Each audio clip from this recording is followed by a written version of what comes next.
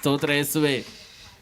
நிறைய அனௌன்ஸ்மெண்ட்ஸ் ஆயிடுச்சு. நேராக வார்த்தைக்கு நேராக கடந்து போயிடுவோம். ಅನೇಕ ಘೋಷಣೆಗಳಾಗಿದೆ. ನಾವು ನೇರವಾಗಿ ವಾಕ್ಯಕ್ಕೆ ನೇರವಾಗಿ ಹೋಗೋಣ. வேர்ட் ஆஃப் காட், தேவனுடைய வார்த்தையை குறித்தே நம்ம தியானம் பண்ணிட்டு இருக்கிறோம். ದೇವರ ವಾಕ್ಯದ ಬಗ್ಗೆ ನಾವು ಧ್ಯಾನ ಮಾಡುತ್ತಾ ಇದ್ದೇವೆ. Thank you Jesus. ಸ್ತೋತ್ರ ಯೇಸುವೆ. இன்னைக்கு 4வது பாகம். ಇವತ್ತು 4ನೇ ಭಾಗ. முதல் வாரத்தில் என்ன தெரிஞ்சுக்கணும்? ಮೊದಲನೇ ವಾರದಲ್ಲಿ ನಾವು ಏನು ತಿಳ್ಕೊಂಡಿದ್ದೇವೆ? தேவனுடைய வார்த்தை என்னவா இருந்ததா? தேவனோட இருந்தது. ஆதியிலே வார்த்தை இருந்தது, அது தேவனோடு இருந்தது, அது தேவனாகவே இருந்தது. ஆதியிலே வாக்கியவிತ್ತು, ಅದು ದೇವರೊಂದಿಗೆ ಇತ್ತು, ಅದು ದೇವರಾಗಿಯೇ ಇತ್ತು. அப்போ கர்த்தர் செய்யறதெல்லாமே அவருடைய வார்த்தையும் செய்யும். ಆಗ ದೇವರು ಮಾಡೋ ಎಲ್ಲ ಕಾರ್ಯವನ್ನು ಆತನ ವಾಕ್ಯವೂ ಮಾಡುತ್ತದೆ. ಅದು ಕುರಿತು தெரிஞ்சுக்கணும். ಅದರ ಬಗ್ಗೆ ನಾವು ತಿಳ್ಕೊಂಡಿದ್ದೇವೆ. அதுக்கப்புறம் ಅದಾದ್ಮೇಲೆ போன வாரம் என்ன நம்ம தெரிஞ்சுக்கணும்? ಹೋದ ವಾರ ನಾವು ಏನು ತಿಳ್ಕೊಂಡಿದ್ದೇವೆ? அசுத்த ஆவிகளை குறித்து தெரிஞ்சுக்கணும். ದುರಾತ್ಮಗಳ ಬಗ್ಗೆ ತಿಳ್ಕೊಂಡಿದ್ದೇವೆ. எப்படி இந்த அசுத்த ஆவிகள் நம்ம வாழ்க்கையில எப்படி கிரியை செய்யுது, ಹೇಗೆ ಈ ದುರಾತ್ಮಗಳು ನಮ್ಮ ಜೀವನದಲ್ಲಿ ಕೆಲಸ ಮಾಡುತ್ತದೆ. ಆದರೆ தேவன் நமக்கு கிறிஸ்துவுக்குள்ள அதிகாரத்தை கொடுத்து உயர்த்தி வைத்திருக்கிறார். ಆದರೆ ದೇವರು ನಮಗೆ ಕ್ರಿಸ್ತನಲ್ಲಿ ಅಧಿಕಾರವನ್ನು ಕೊಟ್ಟು ಉನ್ನತ ಸ್ಥಾನದಲ್ಲಿ ಇಟ್ಟಿದ್ದಾರೆ. Praise God, praise God. இதை குறித்தெல்லாம் தியானம் பண்ணோம். ಇದ್ರ ಬಗ್ಗೆ ಎಲ್ಲ ನಾವು ಧ್ಯಾನ ಮಾಡಿದ್ದೇವೆ. இன்னொரு காரியத்தை குறித்து நம்ம படித்தோம் 2வது வாரம். 2ನೇ ವಾರ ಇನ್ನೊಂದು ವಿಷಯದ ಬಗ್ಗೆ ನಾವು ಓದಿದ್ದೇವೆ. தேவனுடைய சத்தத்தை குறித்து, the voice of God. ದೇವರ ಸ್ವರದ ಬಗ್ಗೆ, ದೇವರ ಶಬ್ದದ ಬಗ್ಗೆ. அதாவது பிசாசு இந்த உலகத்துக்குள்ள நுழைந்து அவனுக்கு அனுமதி கொடுப்பதுக்கு முன்னால தேவனுடைய சத்தம், தேவனுடைய வார்த்தை, அந்த குரல் மாத்திரம்தான் ஒலித்து கொண்டு இருந்தது. ಸೈತಾನಿಗೆ ಈ ಲೋಕದಲ್ಲಿ ಬರೋದಕ್ಕೆ ನಾವು ಅನುಮತಿ ಕೊಡೋದಕ್ಕೆ ಮುಂಚಿತವಾಗಿ ದೇವರ ಸ್ವರ, ದೇವರ ಶಬ್ದ ಮಾತ್ರನೇ ಈ ಲೋಕದಲ್ಲಿ ಕೇಳುತ್ತಾ ಇತ್ತು. We need Kannada translation today இருக்கிறீங்களா? கன்னடாக்குன்னு ಇದೆ? ஹூ? எஸ். praise god. சரி, அப்போ பிசாசு இந்த உலகத்துக்குள்ள நுழைஞ்ச பிறகுதான் 2வது குரல் இந்த உலகத்துக்குள்ள வருது. ಆಗ ಸೈತಾನನು ಈ ಲೋಕದಲ್ಲಿ ಪ್ರವೇಶ ಮಾಡಿದ ಮೇಲೇನೆ 2ನೇದಾಗಿ ಒಂದು ಸ್ವರ ಈ ಲೋಕದಲ್ಲಿ ಬರುತ್ತೆ. அதுக்கப்புறம் நமக்கு சந்தேகம் வந்துருச்சு. ಅದಾದ್ಮೇಲೆ ನಮಗೆ ಸಂಶಯ ಬಂದ್ಬಿಡ್ತು. நீங்க ஒரே குரல் கேக்குறீங்க, ನೀವು ಒಂದೇ ಸ್ವರವನ್ನ ಕೇಳ್ತೀರಾ, ஒரே திசையில போவீங்க, ಒಂದೇ ಡೈರೆಕ್ಷನ್ ಅಲ್ಲಿ ಹೋಗ್ತೀರಾ. 2 குரல், ஒன்னு ரைட் போந்து இன்னொன்னு லெஃப்ட் போனா எங்க போவீங்க? 2 ಸ್ವರ, ಒಂದು ರೈಟ್ ಹೋಗುತ್ತೆ, ಒಂದು ಲೆಫ್ಟ್ ಹೋಗುಂದ್ರೆ ನೀವು ಯಾವ ಕಡೆ ಹೋಗ್ತೀರಾ? இதனாலதான் தேவனுடைய வார்த்தை வந்துட்டு தேவன் நமக்கு எழுத்தாக, வார்த்தையாகவே நமக்கு கொடுக்க வேண்டிய நிர்பந்தம் வந்தது. ಅದರಿಂದಾನೇ ದೇವರು ತನ್ನ ವಾಕ್ಯವನ್ನು ಒಂದು ಬರೆದು ಕೊಡಬೇಕಾಗಿರೋ ಒಂದು ಪರಿಸ್ಥಿತಿ ಉಂಟಾಯಿತು. இன்னைக்கு உலகத்துல பல குரல்கள் வந்துருச்சு.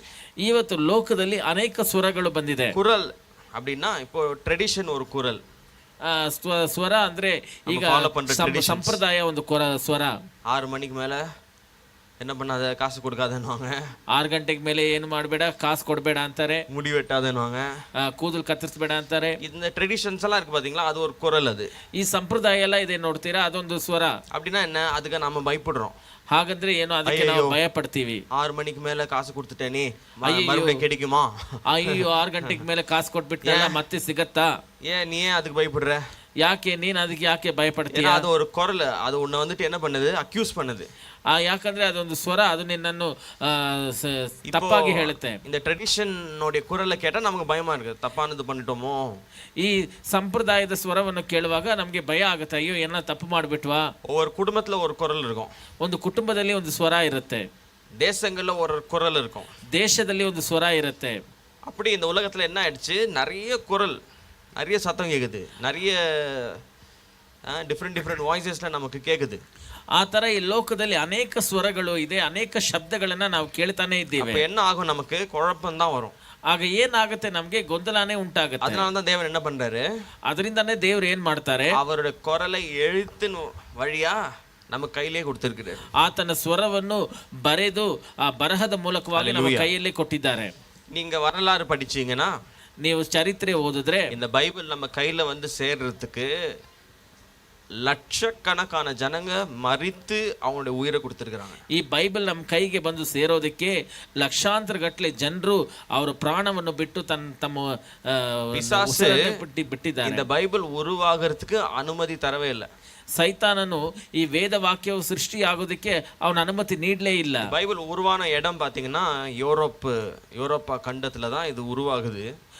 ಬೈಬಲ್ ಸೃಷ್ಟಿಯಾದ ಒಂದು ಸ್ಥಳ ನೋಡಿದ್ರೆ ಐರೋಪ ದೇಶದಲ್ಲಿ ಅದು ಉಂಟಾಗುತ್ತೆ. அந்த தேசத்துல ಆ ದೇಶದಲ್ಲಿ இந்த பைபிளுக்குள்ள இருக்கிறது 66 புத்தகங்கள். ಈ ವೇದ ಪುಸ್ತಕದಲ್ಲಿ ಇರುವುದು 66 ಪುಸ್ತಕಗಳು. இந்த ஒவ்வொரு புத்தகமும் தனித்தனியா இருந்தது. ಈ ಒಂದೊಂದು ಪುಸ್ತಕನೂ ಒಂದೊಂದಾಗಿತ್ತು.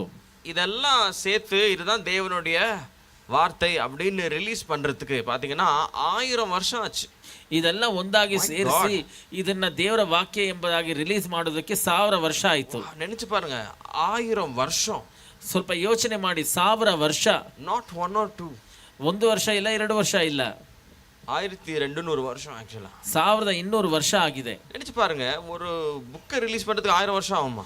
ಸ್ವಲ್ಪ ಯೋಚನೆ ಮಾಡಿ, ಒಂದು ಪುಸ್ತಕನ ರಿಲೀಸ್ ಮಾಡೋಕೆ 1000 ವರ್ಷ ಆಗುತ್ತೆ. இதுக்குள்ள இருக்கிற புத்தகங்கள்லாம் இதுக்கு முன்னாடி ஆயிரக்கணக்கான வருஷத்துக்கு முன்னாடி எழுதி வச்சு செத்துட்டாங்க. ಇದಕ್ಕೆ ಒಳಗಡೆ ಇರೋ ಪುಸ್ತಕಗಳೆಲ್ಲ 1000 ವರ್ಷಗಳ ಹಿಂದೆನೆ ಬರೆದಿಟ್ಟು ಅವರೆಲ್ಲ ತೀರ್ಕೊಂಡ್ಬಿಟ್ರು. கடைசியா இருக்கிற புக் எந்த புக்? ரெவலேஷன் புத்தகம். ಕೊನೆಯದಾಗಿರೋ ಪುಸ್ತಕ ಯಾವುದು? ಪ್ರಕಟಣೆ ಪುಸ್ತಕ. ಅದು ಯಾರು எழுதினது?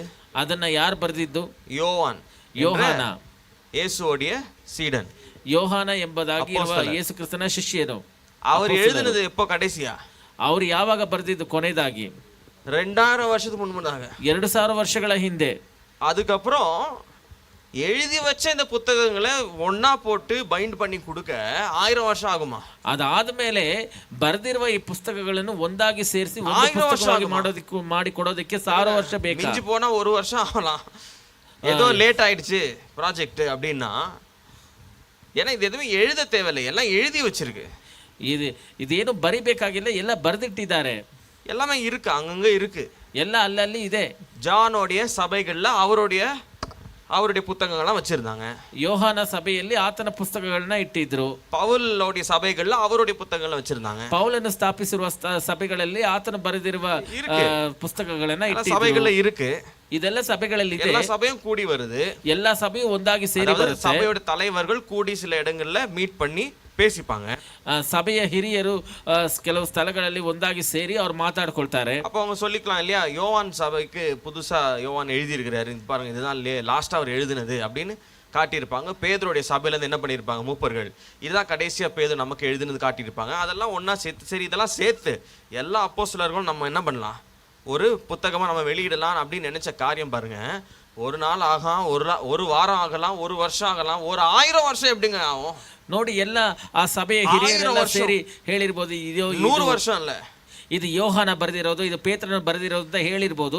ಇದನ್ನೆಲ್ಲ ಒಂದಾಗಿ ಸೇರಿಸಿ ಒಂದು ಪುಸ್ತಕ ಮಾಡೋದಕ್ಕೆ 1 ವರ್ಷ ಇಲ್ಲ, 100 ವರ್ಷ ಇಲ್ಲ, 1000 ವರ್ಷ ಹೇಗಾಗಿರ್ಬೋದು. ಗೂಗಲ್ பண்ணி சொல்லுங்க, பின்னாடி மீடியா டீம் கூகுள் பண்ணி சொல்லுங்க, எந்த வருஷத்துல வந்தது பைபிள் ரிலீஸ் ஆனது, ஃபர்ஸ்ட் பைபிள்.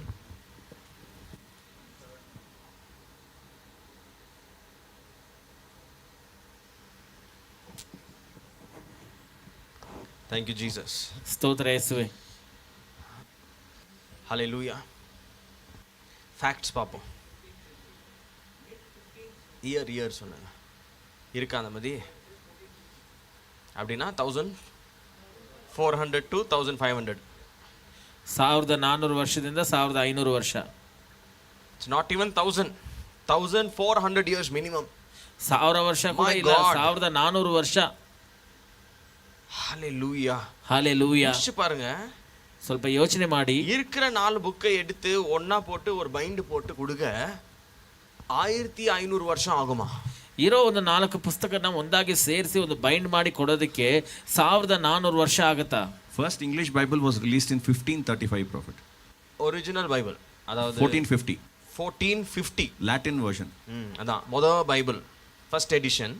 முதல்ல பழைய ஏற்பாடு புதிய ஏற்பாடு புத்தகங்கள் காஸ்பிள் எல்லாத்தையும் சேர்த்து ஒரு புக்கா பைபிளாக படைச்சது 1400. ಮೊದಲನೇ ಸಾರಿ ಹಳೆ ಒಡಂಬಡಿಕೆ ಹೊಸ ಒಡಂಬಡಿಕೆ ಸುವಾರ್ತೆ ಪುಸ್ತಕಗಳು ಎಲ್ಲವನ್ನು ಸೇರಿ ಒಂದು ಪುಸ್ತಕವಾಗಿ ಮಾಡಿ ಕೊಟ್ಟಿರೋದು 1450 ವರ್ಷದಲ್ಲಿ. கடைசி புத்தகம் எப்போ எழுதப்பட்டது? ಕೊನೆಯ ಪುಸ್ತಕ ಯಾವಾಗ ಬರೆಯಲ್ಪಟ್ಟಿದೆ? 70 AD. 70 AD. 70. அல்லேலூயா. ஹல்லேலூயா. அதாவது ஜான் வந்துட்டு அவர் மரிக்கும் போது 70 இல்ல 100 19 வச்சுக்கலாம், 90 ADன்னு வச்சுக்கோங்க. ಯೋಹಾನನು ಸಾಯುವಾಗ 90 ವಯಸ್ಸುದ್ದ ಇಟ್ಕೊಳ್ಳಿ. 90 அப்ப அவர் சாவறதுக்கு முன்னால தான் எழுதினார் இல்லையா? 90 AD செத்த பிறகு எழுத முடியாது. ಅವ್ರು ತೀರ್ಕೊಂಡ ಮೇಲೆ ಬರೆಯಕ್ಕಾಗೋದಿಲ್ಲ. 70லோ 80லோ ಕಡೆಸಿಯಾ ರೆವಲೇಷನ್ ಪುಸ್ತಕத்தை எழுதினாரு. 70ರಲ್ಲೋ 80ರಲ್ಲೋ ಕೊನೆಯದಾಗಿ ಪ್ರಕಟಣೆ ಪುಸ್ತಕವನ್ನ ಬರೀತಾರೆ. சரி, ஒரு 150ல ஆயிருக்கலாம், ಒಂದು 150 ಆಗಿರಬಹುದು, 200ல ஆயிருக்கலாம், 200 ವರ್ಷದಲ್ಲಿ ಆಗಿರಬಹುದು, 300ல பைபிள் வந்திருக்கலாம், 300 ವರ್ಷದಲ್ಲಿ ಬೈಬಲ್ ஏன்னா ಬಂದಿರಬಹುದು. அந்த கடைசி புக் ரெவலேஷன் தான் கடைசியா எழுதி முடிச்சாரு. ಯಾಕಂದ್ರೆ ಅದೇ ಕೊನೆ ಪುಸ್ತಕ, ಪ್ರಕಟಣೆನೇ ಕೊನೆಯದಾಗಿ ಬರೆದು ಮುಗಿಸಿದ್ದಾರೆ.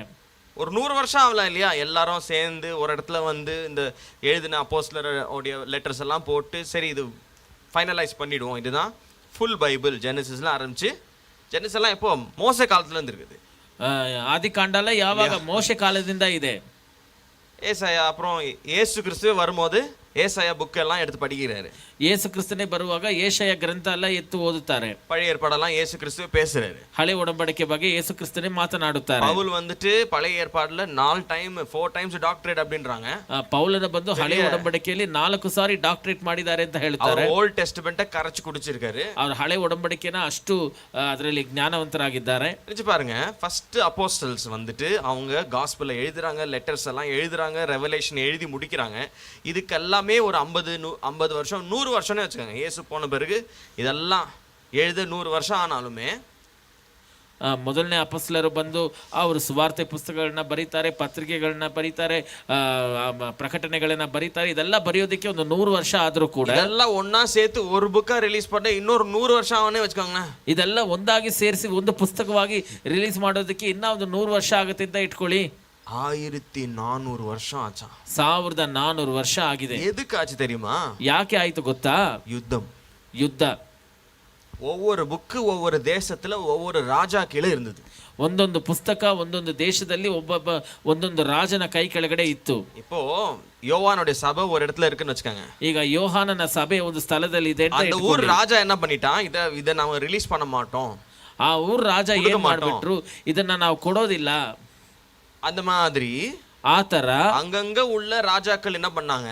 ಅಲ್ಲಲ್ಲಿ ಇರುವ ರಾಜಗಳು ಏನ್ ಮಾಡಿದ್ರು? அந்த சபைகள்ல உள்ள அப்போஸ்தலருடைய லெட்டர்ஸை வந்துட்டு கான்ஃபிஸ்கேட் பண்ணி கொடுக்க மாட்டோம்னு பிடிச்சு வச்சிருந்தாங்க. ಅಲ್ಲಿದ್ದ ಸಭೆಯಲ್ಲಿದ್ದ ಪತ್ರಿಕೆಗಳನ್ನ ನಾವು ಕೊಡೋದಿಲ್ಲ ಅಂತ ಅವ್ರಿಗೆ ಹಿಡಿದಿಟ್ಕೊಂಡ್ಬಿಟ್ರು. 1000 வருஷம் யுத்தங்கள், 1000 ವರ್ಷ ಯುದ್ಧಗಳು. எதுக்கு இது இவ்வளோ குறிப்பா சொல்றேன்னா, ನಾನು ಯಾಕೆ ಇದ್ರ ಬಗ್ಗೆ ಇಷ್ಟು ಮಾತನಾಡ್ತೀನಿ ಅಂದ್ರೆ, தேவனுடைய வார்த்தை நம்ம கையில கெடிச்சிடக்கூடாதுன்னு பிசாசு அவ்வளோ பிரயாசப்பட்டிருக்கான். ದೇವರ ವಾಕ್ಯವು ನಮ್ಮ ಕೈಯಲ್ಲಿ ಸಿಗಬಾರ್ದು ಅಂತ ಹೇಳಿ ಸೈತಾನನು ಅಷ್ಟು ಕಷ್ಟಪಟ್ಟಿದ್ದಾನೆ, ಹೋರಾಡಿದ್ದಾನೆ. இன்னைக்கு நம்ம கையிலே இருக்கு, ಇವತ್ತು ನಮ್ಮ ಕೈಯಲ್ಲೇ ಇದೆ. ஆனா நம்ம இதை மதிக்கல. ಆದ್ರೆ ನಾವು ಇದಕ್ಕೆ ಮರ್ಯಾದೆ ಕೊಡ್ತಾ ಇಲ್ಲ. 1400 வருஷம் ஜனங்க இது எப்படியாவது வெளியில வந்து மக்களுக்கு கெடிச்சிடணும்ட்டு அவங்க உயிரையே கொடுத்துருக்காங்க. 1400 ವರ್ಷ ಜನರು ಹೇಗಾದ್ರೂ ಇದು ಹೊರಗಡೆ ಬಂದು ಇದು ಜನರ ಕೈಗೆ ಸಿಗಬೇಕು ಅಂತ ಹೇಳಿ ಪ್ರಾಣವನ್ನೇ ಕೊಟ್ಟಿದ್ದಾರೆ. ದೇವರ ವಾರ್ತೆ ಕೆಡಿಸಿರணுமேன்னு ದೇಶங்கள்ல ಜನங்க ಉಯಿರ கொடுத்திருக்காங்க. ನಿಮ್ಮ ಕೈಯಲ್ಲೂ ನನ್ನ ಕೈಯಲ್ಲೂ ದೇವರ ವಾಕ್ಯ ಸಿಗಬೇಕಲ್ಲ ಅಂತ ಹೇಳಿ ಜನರು ತನ್ನ ಪ್ರಾಣವನ್ನೇ ಕಳ್ಕೊಂಡಿದ್ದಾರೆ. ಆದ್ರೆ ದೇವರ ವಾರ್ತೆ ನಮ್ಮ ಕೈಯಲ್ಲಿ வச்சிட்டு ಇದಕ್ಕೆ ಮದಿக்காம இருக்கிறோம். ಆದ್ರೆ ದೇವರ ವಾಕ್ಯವನ್ನು ನಮ್ಮ ಕೈಯಲ್ಲಿ ಇಟ್ಕೊಂಡು ನಾವು ಇದಕ್ಕೆ ಸರಿಯಾದ ಒಂದು ಗೌರವ ಕೊಡ್ತಾ ಇಲ್ಲ. ಆದಿಯಲ್ಲೇ ವಾರ್ತೆ இருந்தது, ಆದಿಯಲ್ಲಿ ವಾಕ್ಯವಿತ್ತು, ವಾರ್ತೆ ದೇವನೋಡ இருந்தது, ಆ ವಾಕ್ಯವು ದೇವರೊಂದಿಗೆ ಇತ್ತು, ವಾರ್ತೆ ದೇವನಾಗவே இருக்கிறது, ವಾಕ್ಯವೇ ದೇವರಾಗಿತ್ತು. இந்த வார்த்தைக்கு என்ன பவர் தெரியுமா? ಈ ವಾಕ್ಯಕ್ಕೆ ಏನು ಶಕ್ತಿ ಗೊತ್ತಾ? வானத்தையும் பூமியும் ಅಂಡ ಸರಾಸತಿಯು ಉರುವಾಕಿನದು ದೇವನುடைய ವಾರ್ತೆ. ಈ ಆಕಾಶವನ್ನು ಭೂಮಿಯನ್ನು ಎಲ್ಲವನ್ನು ಸೃಷ್ಟಿ ಮಾಡಿದ್ದು ಈ ದೇವರ ವಾಕ್ಯ. ಎಲ್ಲವற்றையும் படைத்தது அவருடைய வார்த்தை.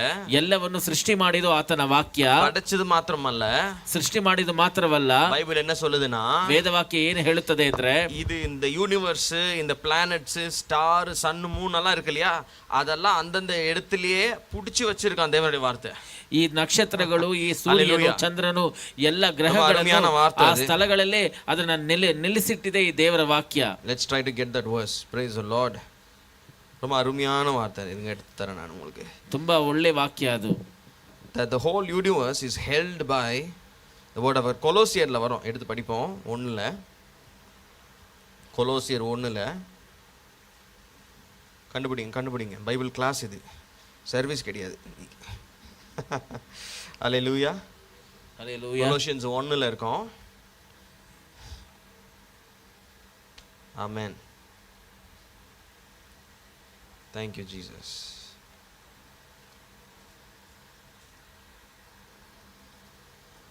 யார் கண்டுபிடிச்சிங்க?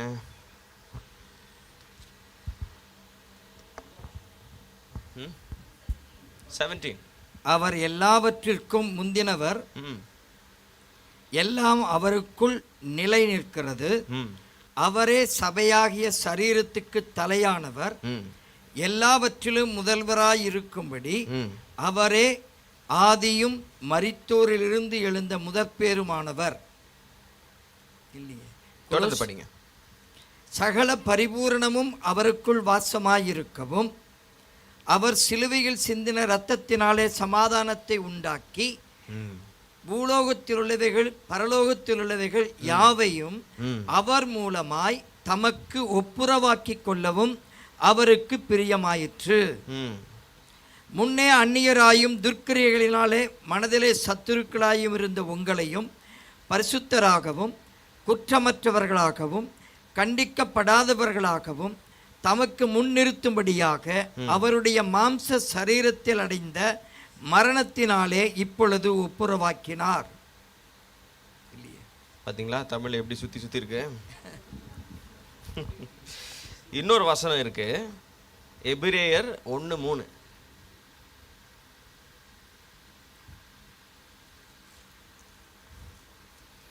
கொலோசியர் 1:17, எபிரேயர் 1:3. இந்த ரெண்டு வசனம் இவர் அவருடைய மகிமையின் பிரகாசமும் அவருடைய தன்மையின் சொரூபமாயிருந்து சர்வத்தையும் தம்முடைய வல்லமையுள்ள வசனத்தினாலே சர்வத்தையும் தம்முடைய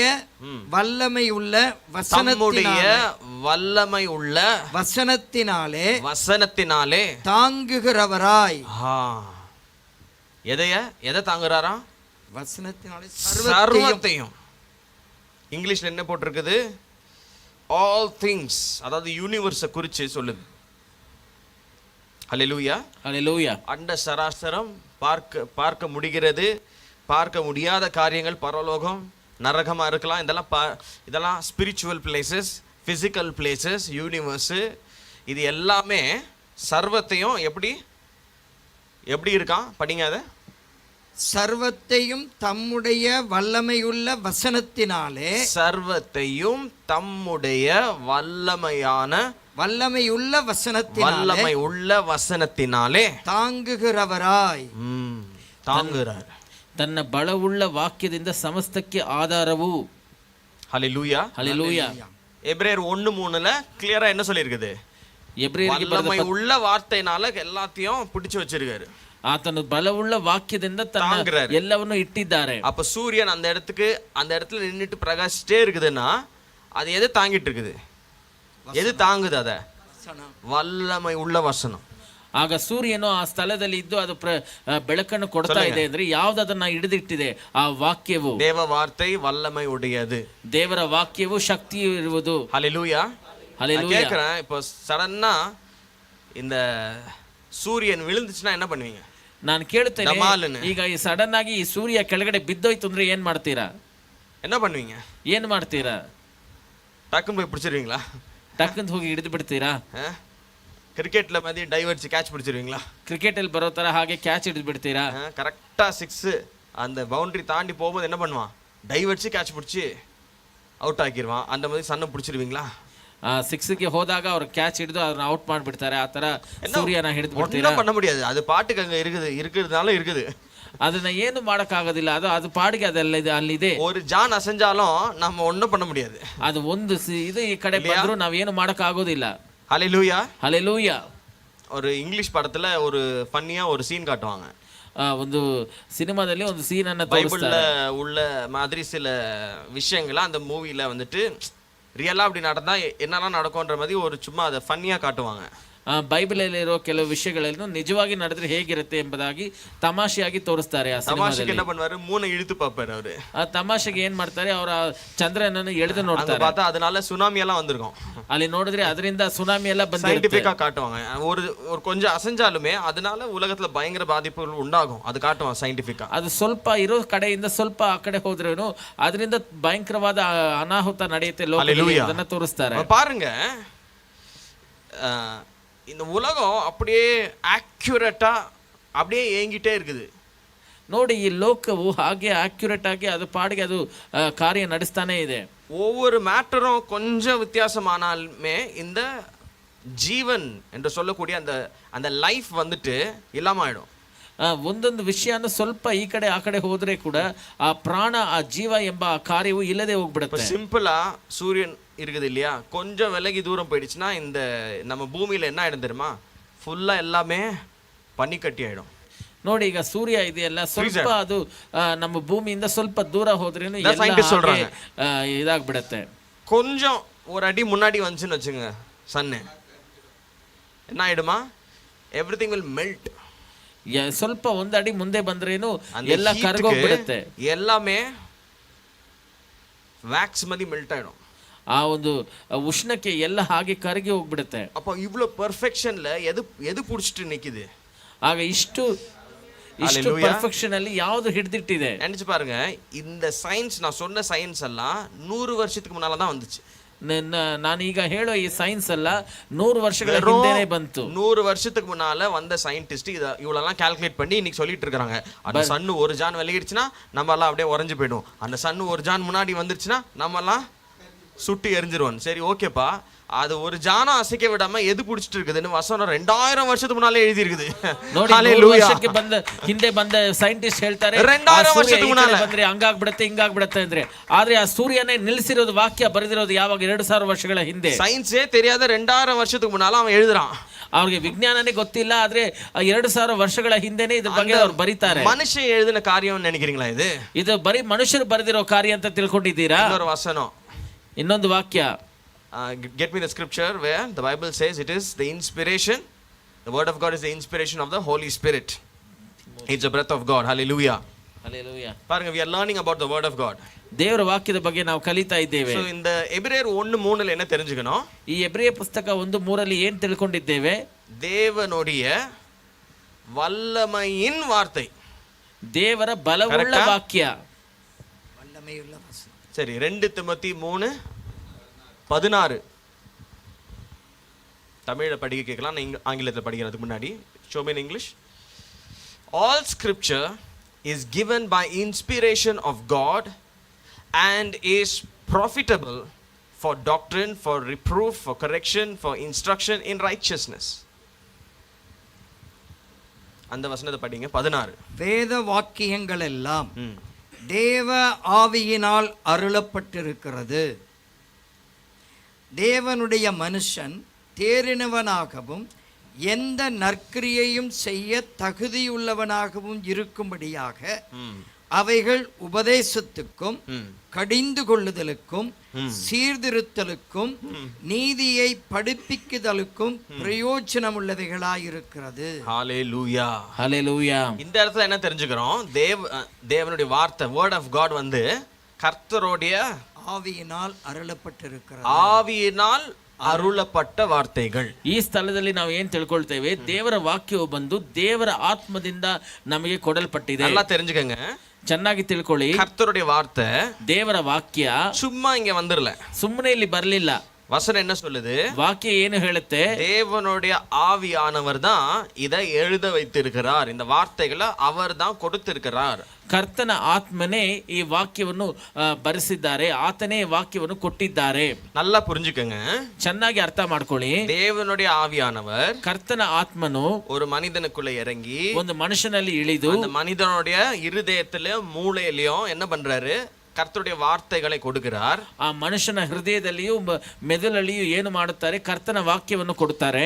ಅದ அந்த மனிதர் தேவ மனிதர் புரிந்து கொண்டு எழுதுகிறார். ಅದನ್ನ ದೇವ ಮನುಷ್ಯನು ಅರ್ಥ ಮಾಡಿಕೊಂಡು ಬರೀತಾರೆ. ஹல்லேலூயா. ಹಲ್ಲೆಲೂಯಾ. நிறைய நேரத்துல ಅನೇಕ ಸಮಯದಲ್ಲಿ இந்த வார்த்தைகளை எழுதும்போது ಈ ವಾಕ್ಯವನ್ನು ಬರೆಯುವಾಗ தேவ மனிதர்கள் அவங்களுக்கே சில நேரத்துல அது புரியாம இருந்திருக்கு. ಆ ದೇವ ಮನುಷ್ಯರಿಗೆ ಕೆಲವು ಸಮಯದಲ್ಲಿ ಅದು ಅರ್ಥ ಆಗದೆ ಇದ್ದಿದೆ. ஆனா கர்த்தர் என்ன பண்ணாரு?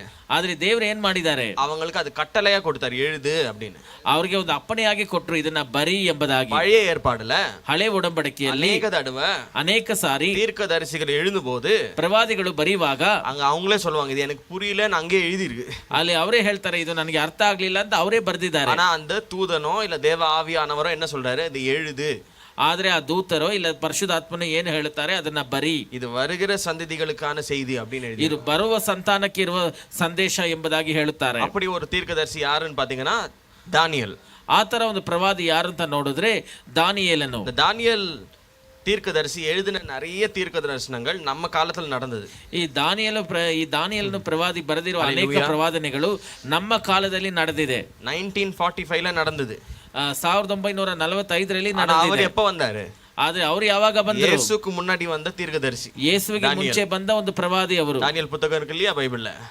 ವೇದ ವಾಕ್ಯದ ದಾನಿಯೇಲ್ ಪುಸ್ತಕ எழுதின சில தீர்க்க தரிசன அந்த யுத்தங்கள் எப்போ நடந்துச்சுன்னா 1945ல நடந்துச்சு. ಅವರು ಬರೆದಿರುವ ಕೆಲವು ಯುದ್ಧಗಳು ಆ ಪ್ರವಾದನೆ ಯಾವಾಗ ನೆರವೇರಿತು ಅಂದ್ರೆ 1945ರಲ್ಲಿ ನೆರವೇರಿತು. ಯೇಸು வந்து 2000 வருஷத்துக்கு அப்புறம் அவர் சொன்னது நடந்திருக்கு. ಯೇಸು ಬಂದು 2000 ಆದಮೇಲೆ 2000 ವರ್ಷ ಆದಮೇಲೆ ಅವರು ಹೇಳಿದ್ದು ನೆರವೇರಿದೆ. தானியேல் அந்த தீர்க்க தரிசனத்தை கேட்டு எழுதும்போது அவர் சொல்றாரு, இது எனக்கு புரியல அப்படின்றாரு. ಆಗ ಪ್ರವಾದಿ ದಾನಿಯೇಲನು ಆ ಪ್ರವಾದನೆಯನ್ನು ಬರೆಯುವಾಗ ಅವರು ಹೇಳ್ತಾರೆ, ಇದು ನನಗೆ ಅರ್ಥ ಆಗ್ಲಿಲ್ಲ ಅಂತ ಹೇಳ್ತಾರೆ. ஏன்னா அவர் காலத்துக்கும் அந்த தீர்க்க தரிசனத்துக்கும் சம்பந்தமே இருந்தது.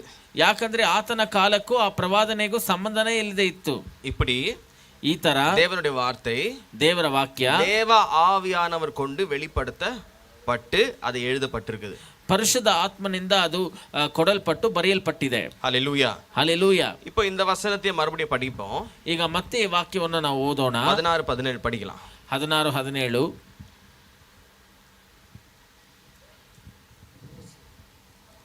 2 திமோத்தி 3:16-17. வேத வாக்கியங்கள் எல்லாம் தேவ ஆவியினால் அருளப்பட்டிருக்கிறது. தேவ ஆவியினால் சொல்லுங்க. தேவ ஆவியினால். முதல்ல இருந்து படிங்க, நாம ரிப்பீட் பண்ணுவோம்.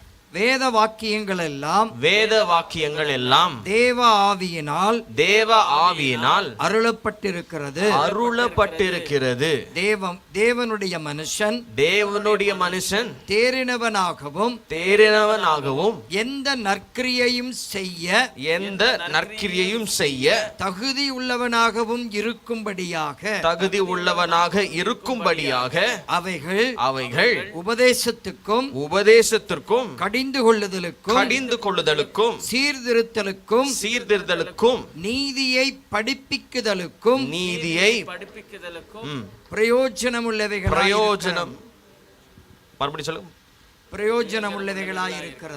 இருக்கிறது. ஹல்லேலூயா. ஹல்லேலூயா.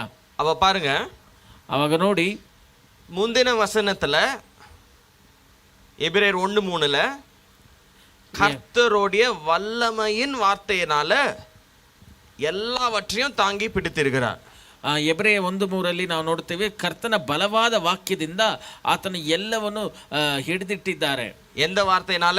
ಯಾವ ವಾಕ್ಯದಿಂದ? வல்லமையுள்ள வசனம், ಬಲವುಳ್ಳ ವಾಕ್ಯ. நம்ம அதுக்கு அடுத்து திமோத்தேயுல படிச்சது என்ன வசனம்? ಅದಾದ್ಮೇಲೆ ತಿಮೋಥೆಯಲ್ಲಿ ಓದಿರೋದು ಏನು ವಾಕ್ಯ? ஆவியினாலே அருளப்பட்டிருக்கிறது. அதுக்கப்புறம் தேவனுடைய மனுஷன் தேறினவனாகவும் எந்த நற்கிரியையும் செய்ய தகுதியுள்ளவனாகவும் இருக்கும்படியாக அவைகள் உபதேசத்தின் வசனம். இது ಉಪದೇಶಿಸುವ ವಾಕ್ಯ ಇದು. ஹல்லேலூயா. ஹல்லேலூயா. இப்போ உங்களுக்கு புரியுற ஒரு ವೇವ್ ಲೆಂತ್ சொல்லவா? ಈಗ ನಿಮಗೆ ಅರ್ಥ ಆಗೋ ರೀತಿಯಲ್ಲಿ ಹೇಳಲ್ಲ. ஸ்கூலுக்கு போனீங்கன்னா, ನೀವು ಶಾಲೆಗೆ ಹೋದ್ರೆ ஒரு கிளாஸ் இருக்கும், 5th ஸ்டாண்டர்ட் கிளாஸ் இருக்கும். ಒಂದು ಕ್ಲಾಸ್ ಇರುತ್ತೆ, 5ನೇ ತರಗತಿ ಕ್ಲಾಸ್ ಇರುತ್ತೆ. அந்த டீச்சர் வந்துட்டு எல்லா சப்ஜெக்ட் எடுப்பாங்க. ಆ ಟೀಚರ್ ಬಂದು ಎಲ್ಲಾ ಸಬ್ಜೆಕ್ಟ್ ತಗೊಳ್ತಾರೆ. டீச்சர் எதுல இருந்து எடுக்க போறீங்கன்னு கேட்டா ಟೀಚರ್ ಯಾವ್ದ್ರಿಂದ ತಗೊಳ್ತೀರಾ ಅಂತ ಕೇಳಿದ್ರೆ சயின்ஸ் டெக்ஸ்ட் புக் எடுத்து வைப்பாங்க. ಅವರು science text book maths text book எடுத்து வைப்பாங்க. ಆ ಮ್ಯಾಥ್ಸ್ ಅನ್ನ ಎತ್ತಿ ಇಡ್ತಾರೆ. ஹிந்தி, ಕನ್ನಡ, ಇಂಗ್ಲಿಷ್ வைப்பாங்க, ஜியோகிராஃபி வைப்பாங்க. ಹಿಂದಿ, ಕನ್ನಡ, ಇಂಗ್ಲಿಷ್, ஜியோகிராஃபி ಎಲ್ಲ ಇಡ್ತಾರೆ. பாருங்க, அந்த புத்தகத்துல எடுத்து அதுல இருந்து படிச்சு சொல்லுவாங்க. ನೋಡಿ ಆ ಪುಸ್ತಕ ಎತ್ತಿ ಅದರಿಂದ ಓದಿ ಹೇಳ್ತಾರೆ. இப்போ அந்த புத்தகம் இருக்கு இல்லையா, ಈಗ ಆ ಪುಸ್ತಕ ಇದೆಯಲ್ಲ, அது எதுக்கு? ಅದು ಯಾಕೆ? உபதேசம். ಅದು ಉಪದೇಶ. அது நம்ம வளர்க்க, நம்ம சயின்ஸ் நாலேஜ், சோஷியல் நாலேஜ் இதெல்லாம் நமக்கு உபதேசிக்குது. நமக்கு என்ன பண்ணுது? சொல்லி தருது, நம்மளை கரெக்ட் பண்ணுது. அந்த வசனத்துல படிச்ச மாதிரி ಇದೆಲ್ಲ ನಮಗೆ ಹೇಳ್ಕೊಡ್ತಾರೆ, ಇದರಿಂದ ನಮ್ಮನ್ನ ತಿದ್ದುತ್ತಾರೆ, ನಮ್ಮನ್ನ ಬೆಳೆಸ್ತಾರೆ. It's A teaching word. ಅದು ಬೋಧಿಸುವ ಒಂದು ವಾಕ್ಯ இல்லையா? இப்போ ಅದೇ ಪ್ರಕಾರ நான் என்ன பண்றேன், உங்களை டிஃபென்ஸ் காலனிக்குள்ள கொண்டு போறேன். ಈಗ ನಾನು ನಿಮ್ಮನ್ನ ಡಿಫೆನ್ಸ್ ಕಾಲನಿಯಲ್ಲಿ ಕರ್ಕೊಂಡು ಹೋಗ್ತೀನಿ. ஆர்மி ட்ரைனிங் கொடுக்கிற இடத்துல கொண்டு போயிட்டு ಆರ್ಮಿಗೆ ಟ್ರೈನಿಂಗ್ ಕೊಡೋ ಜಾಗದಲ್ಲಿ ಕರ್ಕೊಂಡು ಹೋಗಿ அங்க இந்த பெரிய மெஷின் எல்லாம் வச்சிருப்பாங்க. ಅಲ್ಲಿ ದೊಡ್ಡ ಮಿಷನ್ ಎಲ್ಲ ராக்கெட் லான்ச்சர் வச்சிருப்பாங்க, பீரங்கி வச்சிருப்பாங்க, எல்லாம் இருக்கும். ಎಲ್ಲ ಇರುತ್ತೆ. அதெல்லாம் ஆபரேட் பண்றதுக்கு ஒரு மேனுவல் புக் இருக்கும். ಅದೆಲ್ಲ ಆಪರೇಟ್ ಮಾಡೋದಕ್ಕೆ ಒಂದು ಮ್ಯಾನ್ಯುಯಲ್ ಬುಕ್ ಇರುತ್ತೆ. அந்த மேனுவல் புக் எடுத்து படிக்கிறீங்க. ಆ ಮ್ಯಾನ್ಯುಯಲ್ ಬುಕ್ ಅನ್ನ ಎತ್ತಿ ಓದ್ತೀರಾ. இந்த கன் எப்படி ஆபரேட் பண்றது? ಈ ಗನ್ ಅನ್ನ ಹೇಗೆ ಆಪರೇಟ್ ಮಾಡೋದು? கையில கிடைச்சிச்சின்னு சினிமா மாதிரி எடுத்து நீங்க அமுக்குனீங்கன்னா சுடாது. ಕೈಯಲ್ಲಿ ಸಿಕ್ತು ಅಂತ ಚಿಕ್ಕ ಮಕ್ಕಳ ತರ ನೀವು ಇದು ಮಾಡಿದ್ರೆ ಅದು ಸುಡಾது, ಶೂಟ್ ಮಾಡೋದಿಲ್ಲ. உண்மையாவே சுடாது. ನಿಜವಾಗಿ ಅದು ಶೂಟ್ ಆಗೋದಿಲ್ಲ. அது 1008 லாக் வச்சிருப்பான். ಅದರಲ್ಲಿ 1008 ಲಾಕ್ ಇಟ್ಟಿರ್ತಾರೆ. ಅದಕ್ಕೆಲ್ಲ ಟ್ರೈನಿಂಗ್ இருக்குது. ಅದಕ್ಕೆಲ್ಲ ಟ್ರೈನಿಂಗ್ ಇದೆ. ಕರೆಕ್ಟಾன இடத்துல அதுக்கு லாக்ஸ் இருக்கும், அதை ரிலீஸ் பண்ணணும். ಸರಿಯಾದ ಜಾಗದಲ್ಲಿ ಅದಕ್ಕೆ ಲಾಕ್ ಇರುತ್ತೆ, ಅದನ್ನ ರಿಲೀಸ್ ಮಾಡಬೇಕು. எவ்வளவு சுத்தி பார்த்தாலும் உங்க கண்ணுக்கு அந்த லாக் தெரியாது. ನೀವು ಎಷ್ಟು ನೋಡಿದ್ರು ನಿಮ್ಮ ಕಣ್ಣಿಗೆ ಆ ಲಾಕ್ಸ್ ಕಾಣಿಸೋದಿಲ್ಲ. ಅದನ್ನ ಟ್ರೈನ್ பண்ணுவாங்க. ಅದಕ್ಕೆಲ್ಲ ಟ್ರೈನಿಂಗ್ ಕೊಡ್ತಾರೆ. மேனுவல்ல இருக்கும். ಆ ಮ್ಯಾನ್ಯುವಲ್ ಇರುತ್ತೆ. ಅದನ್ನ ಕರೆಕ್ಟಾ படிச்சு பார்த்து ಅದೆಲ್ಲ ಸರಿಯಾಗಿ ಓದಿ ನೋಡಿ எங்க லாக் ரிலீஸ் பண்ணனும், ಎಲ್ಲಿ ಲಾಕ್ ರಿಲೀಸ್ ಮಾಡಬೇಕು, ಚೇಂಬರ್ ಓಪನ್ பண்ணனும், ಎಲ್ಲಿ ಚೇಂಬರ್ ಓಪನ್ ಮಾಡಬೇಕು, எங்க ட்ரிಗರ್ ರೆಡಿ பண்ணனும், ಎಲ್ಲಿ ಟ್ರಿಗರ್ ನ ರೆಡಿ ಮಾಡಬೇಕು. ಇದೆಲ್ಲ நீங்க ரெடி பண்ண பிறகுதான் ಇದೆಲ್ಲ ನೀವು ರೆಡಿ ಮಾಡಿದ್ಮೇಲೆ ಅழுத்தினா சுடும். ಆವಾಗಲೇ ನೀವು ಪ್ರೆಸ್ ಮಾಡುವಾಗ ಅದು ಶೂಟ್ ಆಗುತ್ತೆ. ஹalleluya. ஹalleluya. ஆனா அந்த 5th ஸ்டாண்டர்ட் ஸ்கூல்லயும் டெக்ஸ்ட் புக் இருந்தது. ಆದ್ರೆ 5ನೇ ತರಗತಿ ಸ್ಕೂಲಲ್ಲೂ ಟೆಕ್ಸ್ಟ್ ಬುಕ್ ಇತ್ತು. இந்த மிஷின் கன் பக்கத்துலயும் டெக்ஸ்ட் புக் இருக்குது. ಈ ಮಿಷನ್ ಗನ್ ಪಕ್ಕದಲ್ಲೂ ಟೆಕ್ಸ್ಟ್ ಬುಕ್ ಇದೆ. ஒன்னு உபதேசிக்க, இன்னொன்னு வல்லமையின் ಟೆಕ್ಸ್ಟ್ ಬುಕ್. ಒಂದು ಉಪದೇಶ ಮಾಡೋದಕ್ಕೆ, ಇನ್ನೊಂದು ಬಲವುಳ್ಳ ಒಂದು ಟೆಕ್ಸ್ಟ್ ಬುಕ್ ಆಗಿದೆ. இதுல இருந்து வல்லமை வருது, அதுல இருந்து ஞானம் வருது.